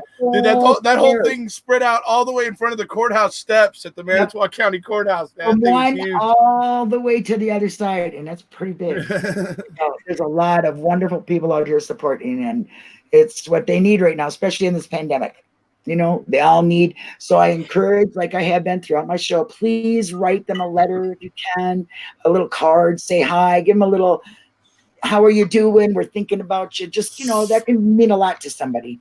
So, hey, everybody's been on lockdown, and if it's getting on your nerves and irritating you, could you only imagine doing this for 10, 15, 20, 30 years? Total complete. This big. Yes. Yeah. No. So letters are probably much welcome thing for them. Here you go, Erekose. You're missing me. What is this going on with those gummy bears? I'm surprised you still have some left. We're completely covered up to here with gin. Right. Yeah. There's nothing left. Right now they're pickled. They're pickled gummy bears. There was I told her to do it. I was the one who told her to do it. What? I was the one who told you to do it. Yeah, BB I'm told me like, to do it. Jerome and Booth. Holistic. That was BB. Yeah, I'm gonna tell you something better than my Jello shots. Right? Boost shots, as Erekose It's all holistic. Yeah. I love it. All right, guys. You got something to say? Mr. Cozy are just checking in and being nice. I just came by to say hi and stuff. Great. What happened to the schedule? What the hell? What?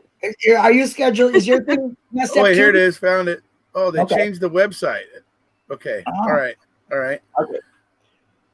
I was just, that's weird. Okay. Oh, well, that's nice. They actually, so now it grays out when that broadcast is over. That's cool. A nice little addition. Oh, so what? This is done? I don't know. Let me see. I'm Yeah, not done. actually, yours is grayed out. 5 o'clock. Yeah. So you're 4 minutes over right now. So Oh. it's basically the lawyer's turn. What? No, it's people in here. People, love you all. Everybody here, love you all. Go support the next one. Thank you, Linda. Alrighty. And check us out. Thank you. Bye, folks. Thank you. Bye. Bye. See you over on Tracy's. Love you all. Okay. Basically a You lawyer. got it. Okay. Basically a lawyer. That's right. Have a great night. I'll see you over in the chat. Good Bye, job. guys. Thank you. Bye. Okay, bye. BB, so good to see you. Oh my gosh, I'm so happy.